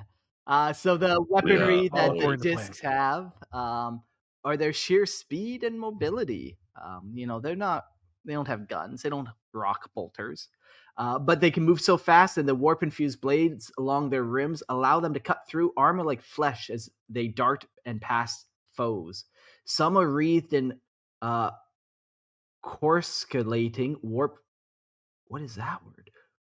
Coruscating warp flame, leaving trails of burning ether that sear both body and soul. Others are encrusted with crystalline growths that hum with psychic energy, enhance their rider's spellcraft. In some cases, the disc itself act as a conduit for demonic sorcery, channeling blasts and mugenic energy, or unleashing tendrils of living lightning that crackle and dance across the battlefield in Tzeentch's name. Coruscating is the word. Coruscating, yep, fucking hell, eh? One day we'll get this reading thing I down. was trying to find it, but hey, honestly, I think it was Tzeentch again. Just You're changing it up on right. you. I thought it said It something was else. coruscating, then it was corrugated, and then it was back to coruscating again. I'm telling you right now, Fucking it's cheat. Tzeentch. We'll go into Tzeentch's demon engines. The fusion of warp spawned entities and infernal machinery. Demon engines are an unholy creation of the dark mechanicum, melding demonic essence with twisted technology. Each is a war machine driven by a bound demon. Its form dictated by cruel function. Scuttling defiers armed with massive cannons and claws, helldrakes swooping through the skies like possessed predators, and soul grinders, monstrous amalgamations of flesh and metal that embody chaos itself. These infernal constructs exude malice, their weapons fueled by pure hatred, their engines screaming with agony of bound spirits within. In battle, they are relentless, their demonic hunger driving them forward to consume all in their path. Tzeentch does have a couple named type of demon engines, such as Flame Lords, and there's a couple other kind of really old school, like Warhammer Epic style models, it looks like. They also have like these silver towers, which maybe that's an episode in and of itself at one point, perhaps. But demon engines, they come in really all shapes and sizes. You know, it might be a looted rhino that then they force a demon into, and now you got this cool start of a demon engine. They can take any shape or form, essentially. It's funny you mentioned silver towers because they kind of do show up in Warhammer Fantasy as well. But of course, they're not named exactly that, but it's like one of those cheeky little ha ha ha, here's a 40K thing in fantasy. Sure, interesting. Okay. Very cool. But yeah, the whole demon engine thing, I think it's interesting because you can take the idea of like that the binding that we talked about earlier, Mark, just into like metal itself. The wire wolves that I was talking about in the Dan Abnett books and Gaunt's Ghosts that he talks about quite a bit, those have gears in them. Like their whole thing is they have like gears in them, so they're not powered, but when they're bound to it, the gears, like you can see everything becomes powered because it's got gears and joints, and it's like this weird amalgamation of like what a demon engine could be, or or what if it's just bound to the metal. It's very different, interesting, and I like the idea of like you could literally have demon engines that are tiny, Sure. like a clock, like. Sure, that's a fun concept. Right? Yeah. Oh my god, a Tzeentch demon clock? Amazing. You go to check the time and you just get thrown through time. I need to set an alarm. The alarm, like when it goes off, swallows you into the world. Just don't know. Oh boy.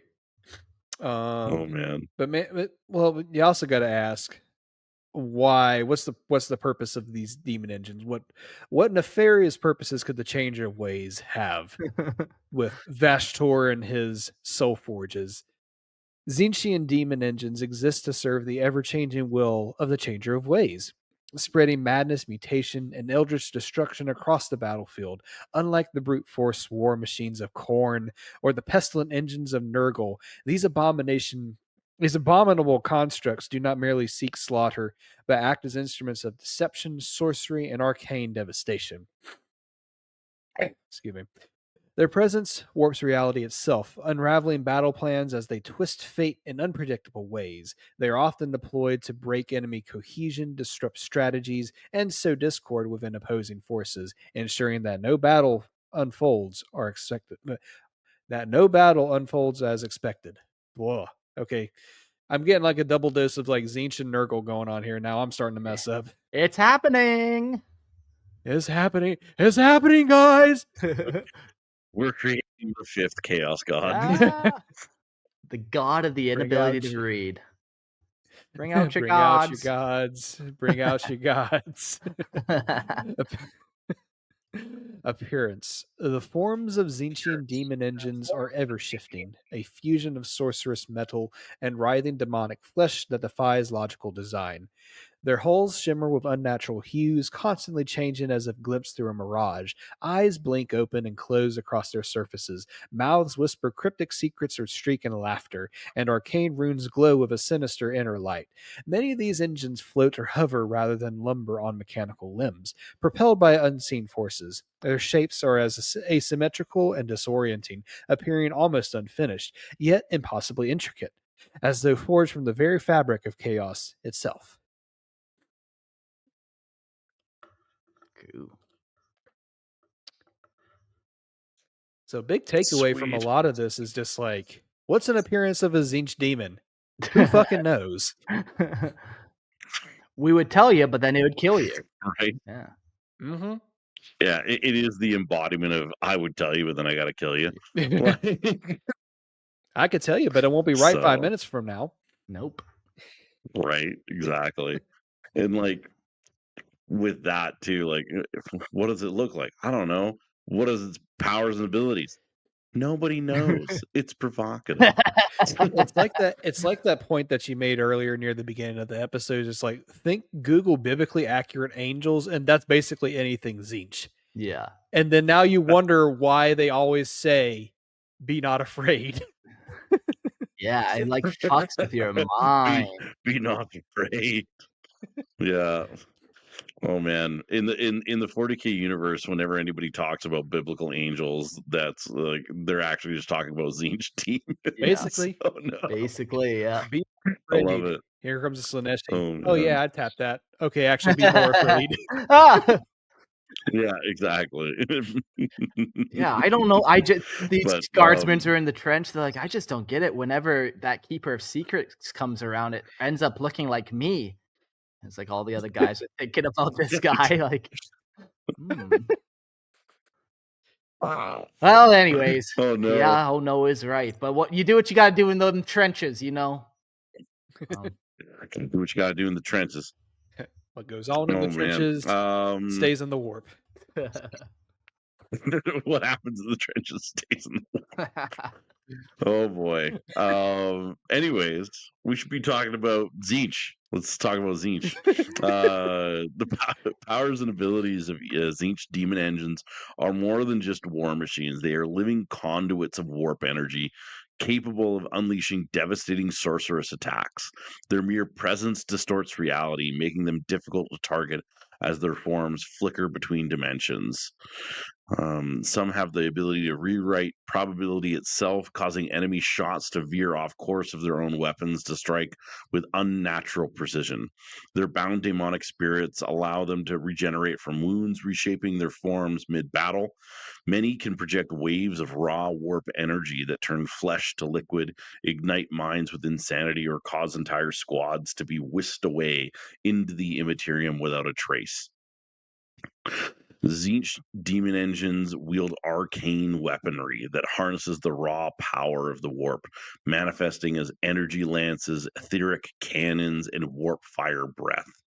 Some are equipped with eldritch flamers that spew multicolored infernos, melting armor and flesh alike while distorting time around their victims. Others possess warp scream emitters, unleashing devastating psychic howls that shatter minds before bodies, their talons and tendrils, often made of shifting metal and living flame, can slice through reality itself, bypassing conventional armor. Many are also adorned with sorcerous sigils that enhance their resistance to enemy attacks, causing projectiles to dissolve mid-air or ricochet unpredictably into nearby foes. I love the variety of weapons and the weirdness of them. Like they're shooting like weird colors at you that somehow mess with your frequency and then you explode. Like they just do the weapons don't seem normal, you know? Mm. Exactly, right? Everything's always changing and like uh, They're like like two-step you could have weapons. a warp fire cannon. Yeah, sorry, go on. Yeah, yeah, yeah. Sorry, they're like a warp fire. Like you have a warp fire cannon that turns into like an energy lance if it charges long enough, kind of thing. Like kind of they have like different. I never think that they have one weapon. Like if you're a demon engine, your weapon changes to whatever you need it to be for the thing that you need. Right? I just love that part of it Yeah. personally. Yeah, almost like mini obliterators, almost, or like demonic obliterators. Yeah, Yeah, yeah, exactly. cool. So, do you mind if I just I know we're talking Tzeentchian demon engines. Um, mind if I just read a description of a wire wolf? Yeah, please. Because it to me it feels very Tzeentchy. Okay, okay. Go for it. Okay. The Wirewolf, like all demon engines, are machines powered by trapped demonic entity. Although, unlike most demon engines used by the forces of chaos, wirewolves can take a variety of shapes and forms, all depending on their maker's will. These range in shape from knights in full armor to actual hounds. Wirewolves were commonly produced and used to police and protect the worlds of the consanguinity. These rites, performed by teams of filia, metallurgists, and wiresmiths, put a demon spirit into a conductor of body of metal, allowing it to walk abroad. This process is long and might take solar months or even standard years to properly machine the metal chassis of a wirewolf to perfection, inscribing it with the most precise runes and sigils of the Dark Tongue. When they are inactive, wirewolves hang from specially fashioned gibbets, where arcane practices make the space between the materium and the immaterium thin so the warp could finger its way through the aether when the correct commands came. These beasts could be summoned by wandering glyphs, which are sentient chaos runes, at the slightest hint of disturbances from the area's enslaved population. Once awoken, wirewolves were known to be nearly uncontrollable, often attacking friends and foes alike. Yeah, I think that's very Tzeentch-y, personally. Yeah, super cool description. Yeah. I also love, I forgot about the wandering glyphs, like just chaos runes that are like floating around. Like, that's also very Tzeentch-y. yeah. Yeah, those wirewolves are very interesting. I'm just kind of scanning the canon about them. Funny stuff, interesting stuff. Add to the list of oddities of just like these interesting little one-off things that you hear of one time and never again. But the galaxy is a big place, so that's fine. It's a big place. Big place. Very big place. All right. The last little bit of this episode, we're going to be talking about the notable demons. We kind of talked about the broad categories of them, lessers and all that. Notable demons. A demon may ascend to notoriety within the ranks of the god through the combination of ruthless ambition, acts of unparalleled cunning, or the unwavering pursuit of its deity's inscrutable desires. These demons are not born into greatness, but are forged through their deeds, be it through slaying rivals in the name of chaos, sowing discord among mortals, or manipulating the fates of entire civilizations for their patrons' benefit.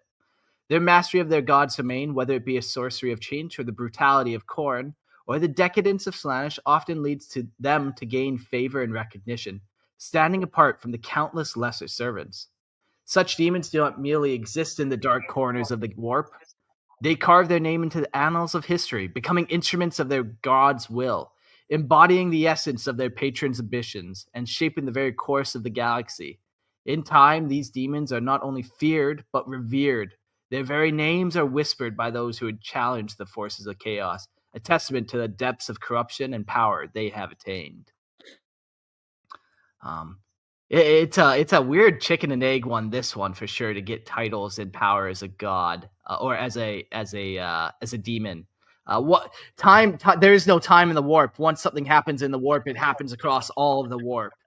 So that god or that demon and his titles kind of he's made, and then instantly he gets all his titles. It's like, well, in 10,000 years, he's gonna actually do the deed that got him this title. But until now, I guess it's a placeholder title.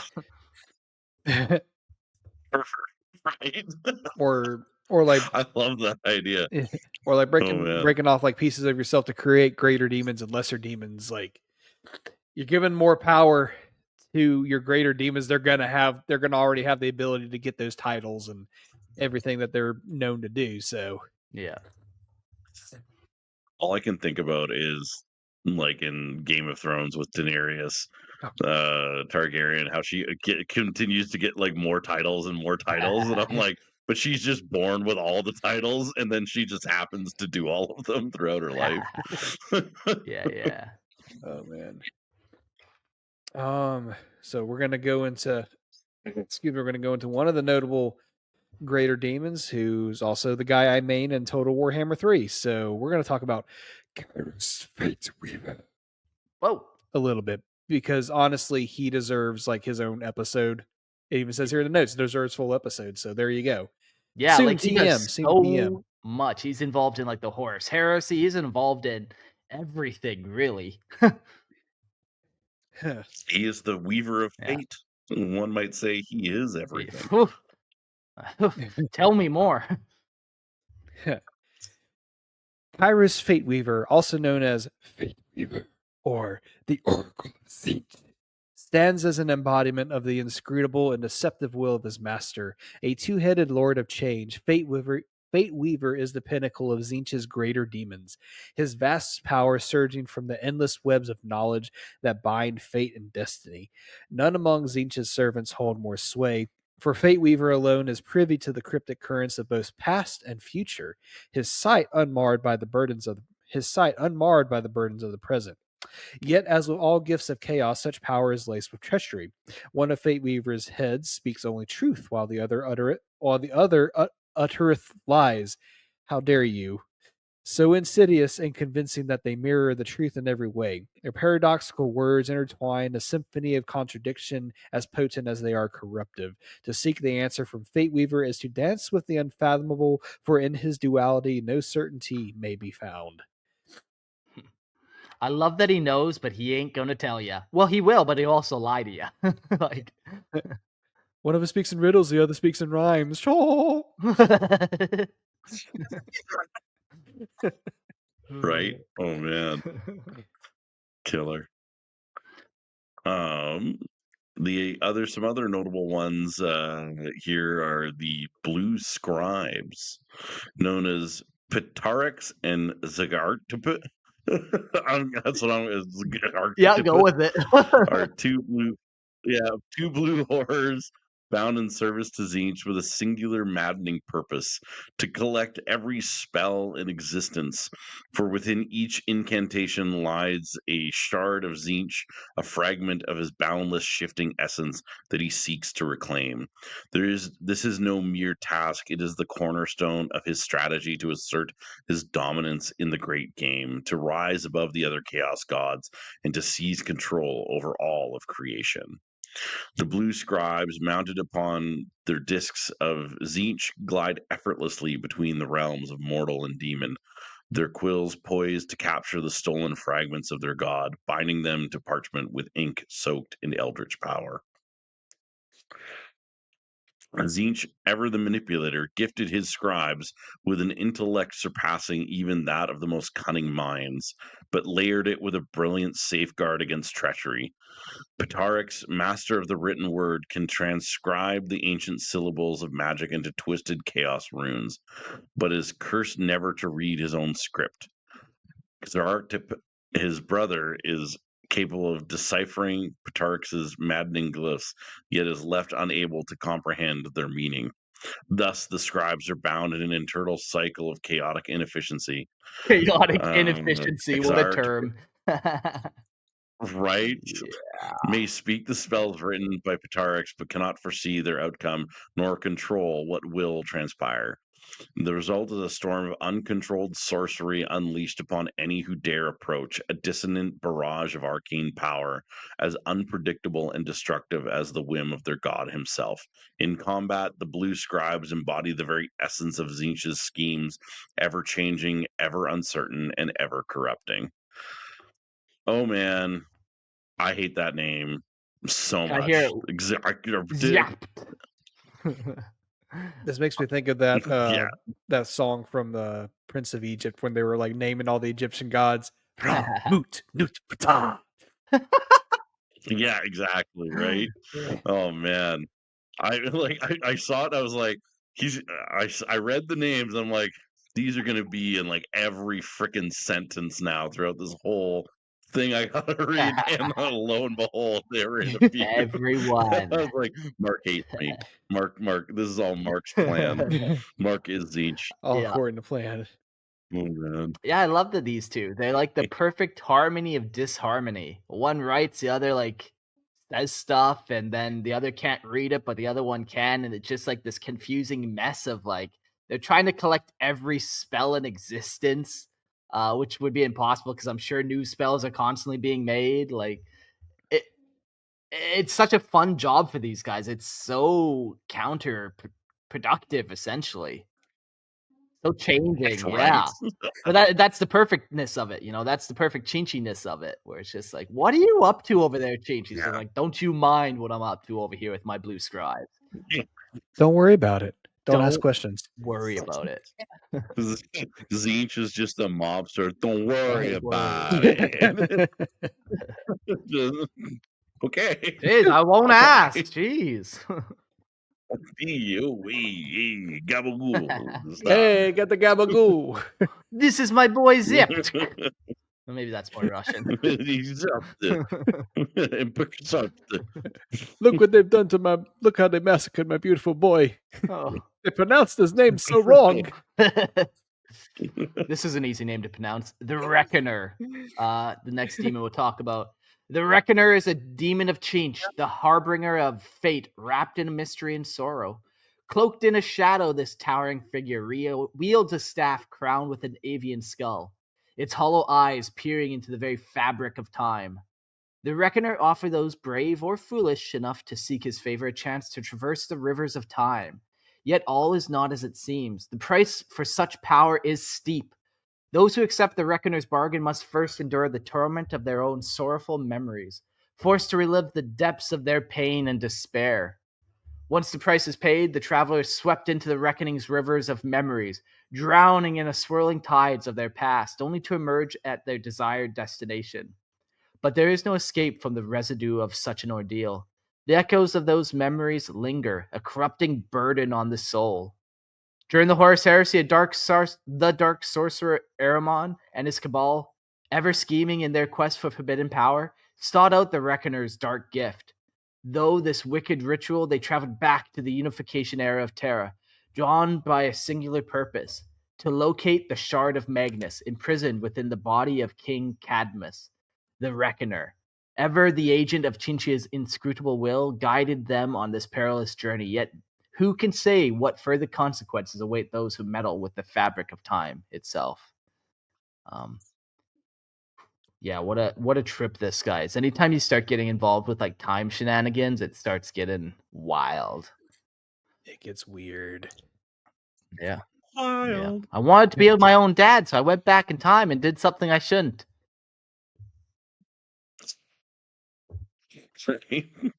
Yeah, time. It's like, what do you do with a time machine whenever you get it? You go back and you kill Hitler. And it's like, you think you can kill Hitler? I could kill baby Hitler. You're gonna kill a baby? I don't know. You're gonna kill a baby? When you say it like that, it makes it sound really Makes bad. it sound very bad. That's so funny. Oh man. Oh man. And the final demon that we'll talk about today is the Changeling. Oh boy. Oh, quick note, because there was some talk in the Grimlord Discord if there was one or multiple. There is only one. That's why it's called the Changeling. Yeah. So the Changeling is a demon that embodies the darkest, most insidious facets of Tzeentch's psyche: the meddler, the deceiver, the trickster. With a mere thought, he is capable of assuming any form, from the smallest of insects to the towering presence of a greater demon. His shape is a mask, ever shifting, and none, save perhaps Tzeentch himself, know the true visage. I'm sorry, this is. His shape is a mask, ever shifting, and none, save perhaps Tzeentch himself, know the true visage of the Changeling. He cloaks himself, hiding beneath layers of deception, perhaps even to the point where he has forgotten his own original form. But it is not merely the ability to take on new shapes that defines the Changeling. His mastery lies in the perfection with which he adopts the very essence of his assumed identities, mannerisms, behaviors, even personalities, so flawlessly that even the dark gods themselves are often beguiled. He plays his role with such intricate precision that not being in all of creation is immune to his trick. That no being in all of his creation is immune to trickery. Yet there is one singular limitation, one forbidden domain. The Changeling cannot and will not replicate the form of the great god Tzeentch. Even in this most subtle of deceptions, the grand schemer will not tolerate another to wear his mask, for in his webs no other may claim his identity, not even for a moment. To attempt such a thing is to invite the chaos of Tzeentch's wrath, for his very being is too precious, too corrupted to be usurped.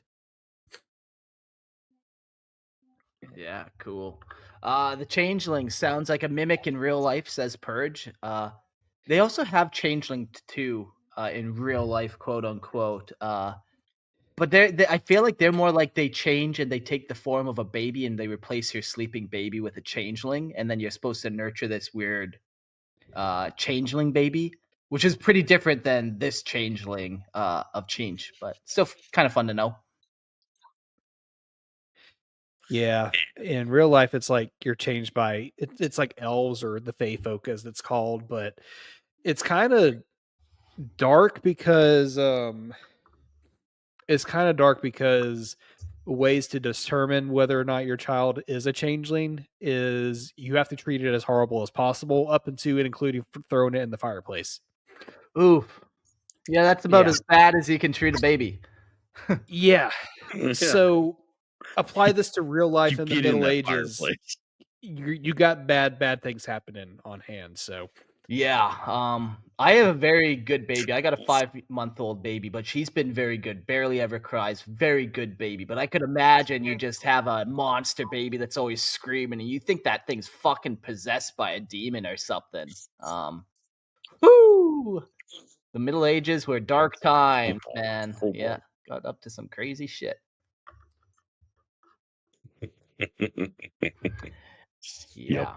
Well, what's interesting about all these named demons, there's one other big bad, Magnus the Red, but we'll do soon TM on that Primarch, demon Primarch guy. We'll get to him eventually. But what's interesting to note about these demons, the notable named ones, is they're not necessarily categorized into greater demon, lesser demon, or beast or anything. Like Purest Yeah. Fate Weaver is a greater demon, but like the Blue Scribes, yeah, they're horrors, but this changeling, what is he?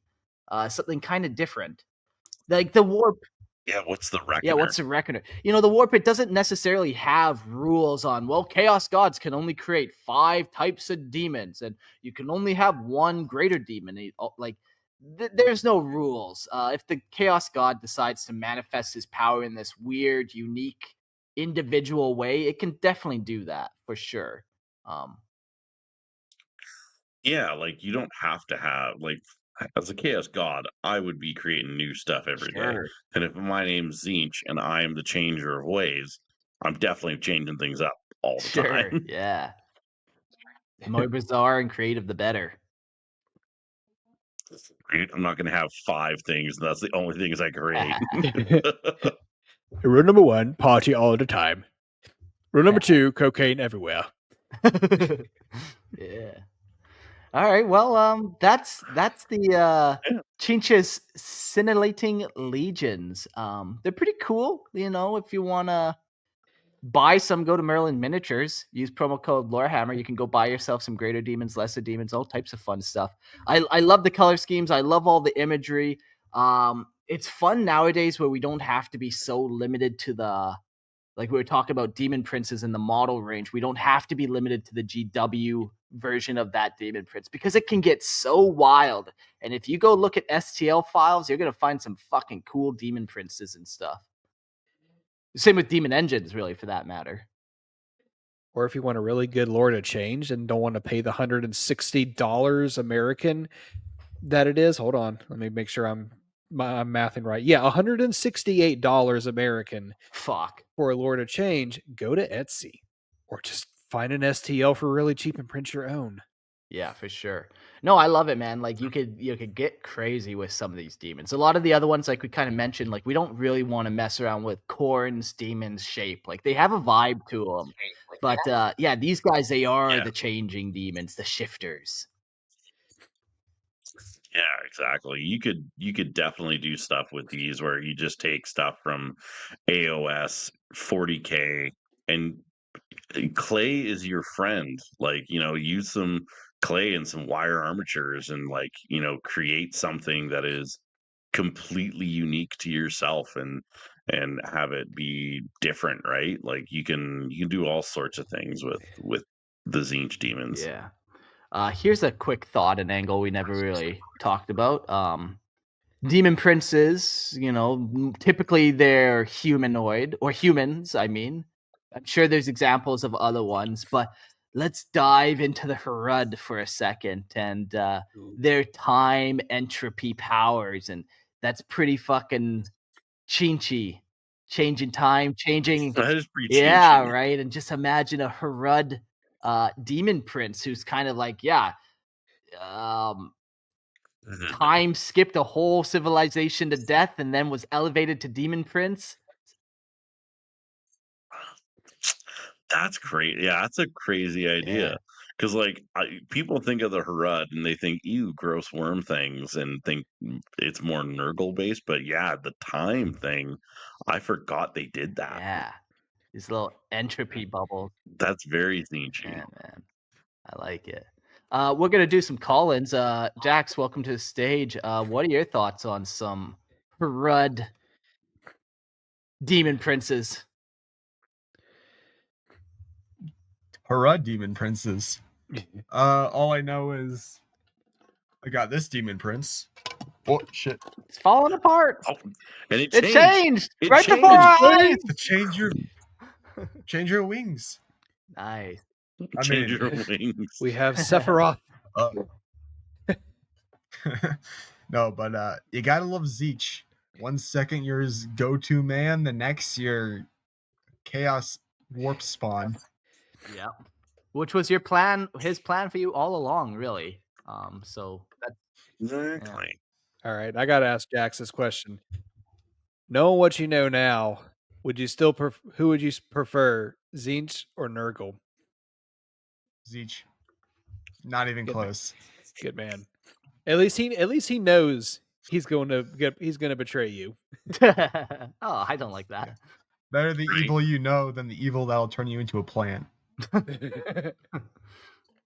Yeah, okay. I guess that's one way to look at it. It's definitely one way. There's some cool companies that just when sitting they here. die, they take your corpse and they plant a tree and you become the tree.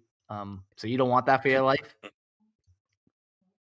I mean, I just hate Nurgle. Like, Tzeentch won the great game.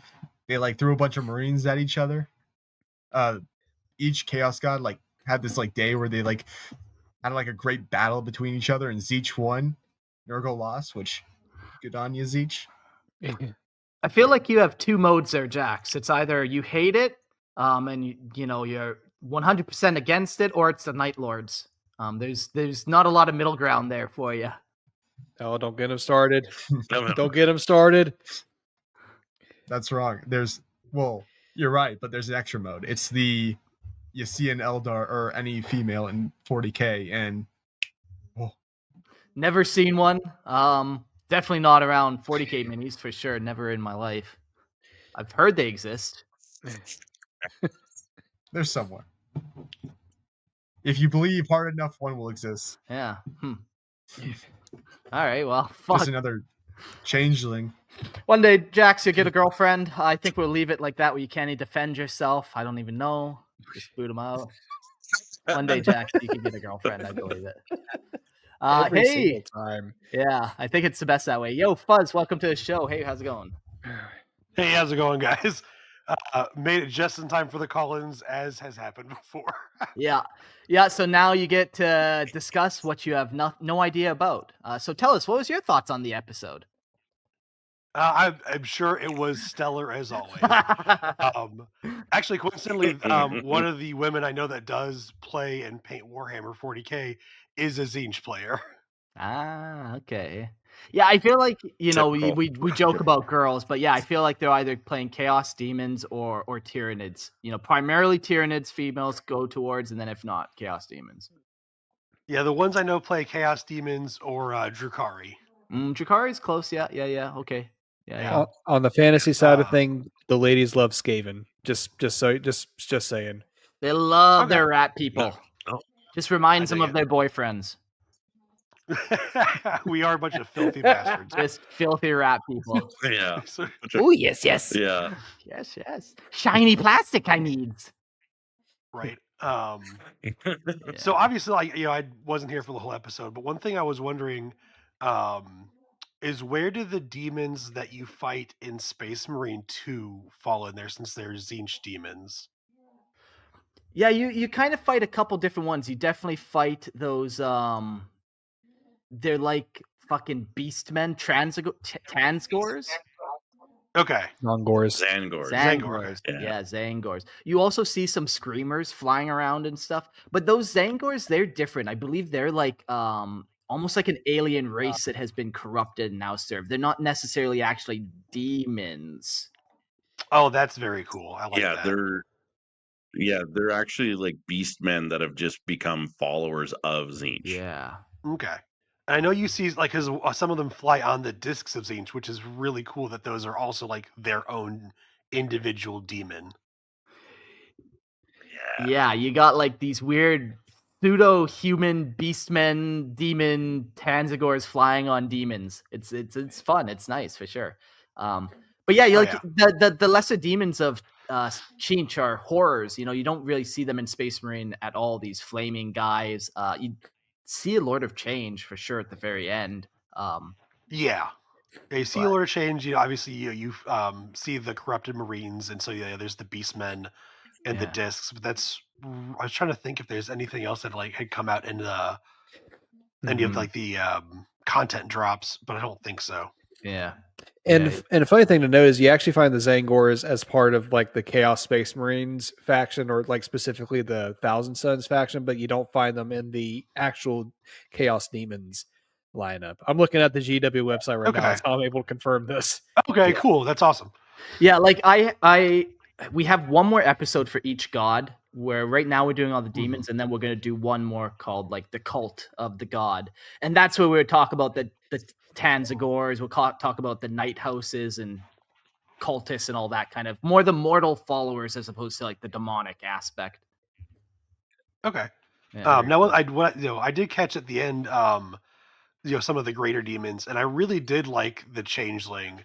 The changeling seems like it is the perfect agent for Tzeentch to send when there's like a high priority target that instead of assassination is there for corruption. Like that is who, like, say it's like a planetary governor that Tzeentch needs to twist in some way.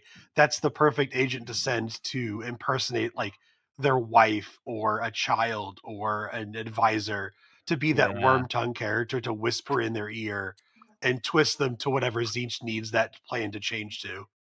Yeah, I like that idea of the worm tongue character, that changeling, we're just whispering the fate that's just their own undoing, but they're gonna do it anyways. Yeah, it's like, an assassin of the mind as opposed to an assassin of the body. Yeah. Oh, assassin of the mind. That's I like very that. cool. Yeah. Yeah. The changeling's becoming more cool every second we talk about it. So Right? Like, if and maybe even like higher than like a planetary governor, like, if you're going to try to send a demon to corrupt like a custodes or a high lord of terra or something like that, like this is the person that you send like deep into enemy territory to do that corruption. Yeah. The changeling does have two miniatures. It has like a very old school mini, and then it does have a newer updated one. And it's very cool looking, very slick, very like just like alien and mysterious almost. Like, yeah. Nice. And you're talking about the Harud. Are the Harud official? Like, are they an actual like Tzeentch faction? Or not Tzeentch faction, but like, do they actually worship Tzeentch, or just in their like, natural entropic way, linked to that change? Yeah, the second way, just in that natural Okay. kinda. But like, there's nothing saying that a Harad couldn't worship change, but it's not Oh, that sure. direct. Like, yeah. They're fucking brutal. Yeah, They're it's not like so- the Tanzagors where there is that like direct like, oh yeah, okay, something's happening here. Yeah. But I like the fact that there are actually different Xenos that can believe in that can or do worship the Chaos Gods. Like you got the layer, the layer for Slanesh, where Fulgrim I got was his just layer thinking of them sword. too. You got the Zangors, who are basically the beastmen that fall to Tzeentch. So like I like the idea that there's actually more Xenos than just humans that worship the Chaos Gods, but I understand from like a practical standpoint, it that just creates that's a whole kerfluffle of trying to create different minis for each and every single one. So that Oh leaves yeah, it you up can't to model them all. No. yeah, that leaves it up to the Kip Ashers out there. Yeah, aliens and the changeling, man. Like when I'm looking at this model, it almost seems like Tzeentch is playing the Tau Empire with Talva, the greater good god. They look very similar, the Changeling and Talva. Many arms, each arm's holding a different relic of symbols for the people that's trying to help. Very Let's see. Okay, yeah, that is a The change. really I cool looked at model. the Yeah. changing model. It's sweet. yeah. So that's my new going theory, that the Changeling is actually Talva, the greater good deity. That would be, I mean, that would be a hell of a plot twist, you know. Hell of a plot I twist. definitely see where you're coming at with that though, because yeah, it's got, I think the model has 4 arms. And But, yeah, like, like, you know, there's nothing lopsided. to say that, yeah, it's, yeah, there's nothing that's saying it couldn't, you know, have more dependent. Yeah, I'm sure it can shapeshift into whatever the hell it wants to. Yeah. Yeah. Cool. I Yeah. like it. Well, any other closing thoughts there, Fuzz? Not just my usual, you know, jump on the Discord, get on the Patreon, join the Imperial Tithe, come join us and chat for the live streams. It can be a wild time. Yeah. Oh man, were you here yesterday for the teeth episode? Yes, I went for the teeth. Oh my goodness. God. Court is never going to live that down. It's going to be the No. best. No, yeah. But I will dude. still defend him on it is cool to own teeth and bones. Yeah, okay. Well, if you want to know what we're talking about, go hop onto our Discord, and in Lorehammer Main, there's some fun little videos from last night that I put up there about teeth and collecting your friend's teeth, I guess. Oh no. Yeah. All right. Well, thanks, Fuzz. We'll see you on the next one. No problem. Night, fellas. Night. See you guys. All right. Well, that's that. What a fun little episode. I definitely learned a lot. I like going through and seeing the different ways of what does a Khorne demon weapon look like? Why would you possess somebody with a Tzeentchian demon over a Khorne one? Which version of demon are you trying to bind? What effects? I'm gonna really enjoy going through each one of the gods and kind of seeing how each one of those branches plays out, you know? Oh yeah. Yeah. But this is making me go through the GW website. I'm just like, I'm wrestling with myself. I'm just like, I can get another army. No, stop that. No, no. Just one. Yeah, no, I hear you, man. Cool. Well, let's I'm do already the. I'm already on a steampunk dwarf bed with the carriage and overlords from Age of Sigmar. So I know that's another expense I don't need to deal with right now. Cool. Yeah, well, no, I disagree with both of you. I think you can never have enough Warhammer. I think every paycheck should be 100% dedicated to Warhammer. But that's just me. That's just the way I choose to live. Where do you think all your paychecks to me have been going? Have you seen my pile of shame, Mark? Ah! Very cool. Well, that's the end of the show. Quick end notes. If you want to go buy minis, go to Merlin's Miniatures. Use promo code Lorehammer, or click in the link in the episode description below. You get little discounts, join their mailing list. But go check out Merlin's Miniatures and buy your miniatures from there, not GW. Also, go check out Lorehammer Listener Lore podcast. I read homebrew lore, your homebrew lore. So go check that out. Almost 200 episodes out. Woohoo! And I'm on several of those episodes. Heck yeah. But so we've been talking about fantasy for quite a bit. So whenever you want to learn about Tzeentch in the fantasy setting, come on over to the Grimlore podcast. Ray and I talk about all things Warhammer Fantasy and Age of Sigmar. Sometimes we delve into other settings, just as all according to plan. So there you go. Heck yeah.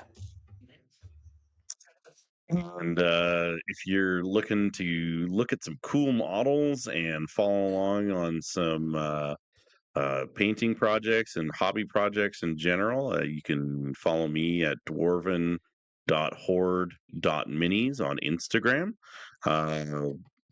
And yeah, kind of go from there. I just finished up uploading some Kroot models to the Instagram page, and then I'm actually going to start doing videos and stuff probably in the next little bit here of renovations I'm doing to my basement room, where I'm going to be taking all of my Warhammer stuff that's in this room and putting it into a dedicated Ooh, space that yeah. is 100% completely optimized to hobby. Fuck yeah. So like Woo! custom shelving, custom paint spray booth, custom everything just to my exact desires. So I'm gonna have photography set up and everything. Nice. So it's gonna be cool, and I'm gonna walk people through that and how I kind of want to Yeah. do things. So, You were briefly mentioning that you might do a once a week hobby hangout event on the Discord channel. Nothing's serious or not anything, but that'd be a lot of fun to kind of yeah, just no, nothing serious. do a hobby hangout like that. Yeah.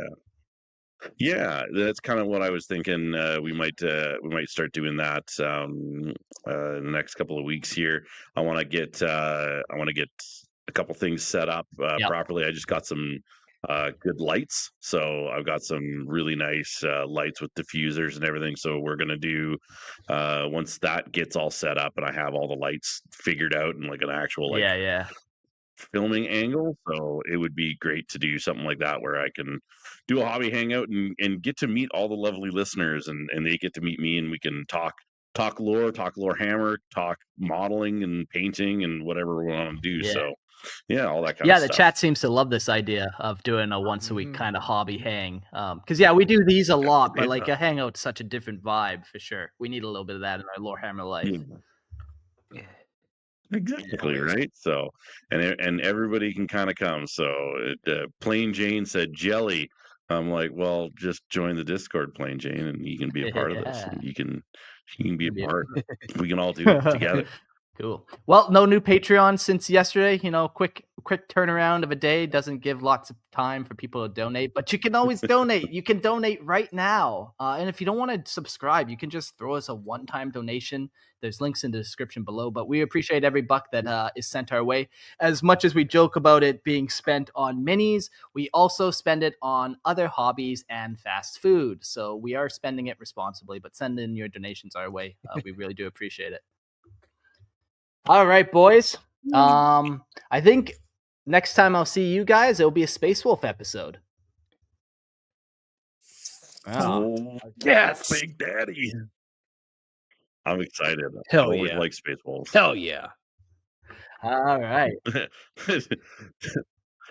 People are gonna look at the Space Wolves episode and just go, "Hell yeah, brother!" Hell yeah, brother. Get me some And meat. then watch all the Space Wolf haters just come out of the woodwork and just start Oh, yeah, raging in it's the gonna happen. comments. Yeah. I wonder how much power we have, though. Can we change around the Space Wolf hate? I'll spin people around backwards. They'll be like, "Oh, what? Mark likes wolves on wolves now." It's the coolest idea. Wolves on wolves with claws and claw faces and fang Can't wait to tooths. talk about wolf guns. Fucking hell. All right, everyone. Well, we'll see you all on the next episode, and adios.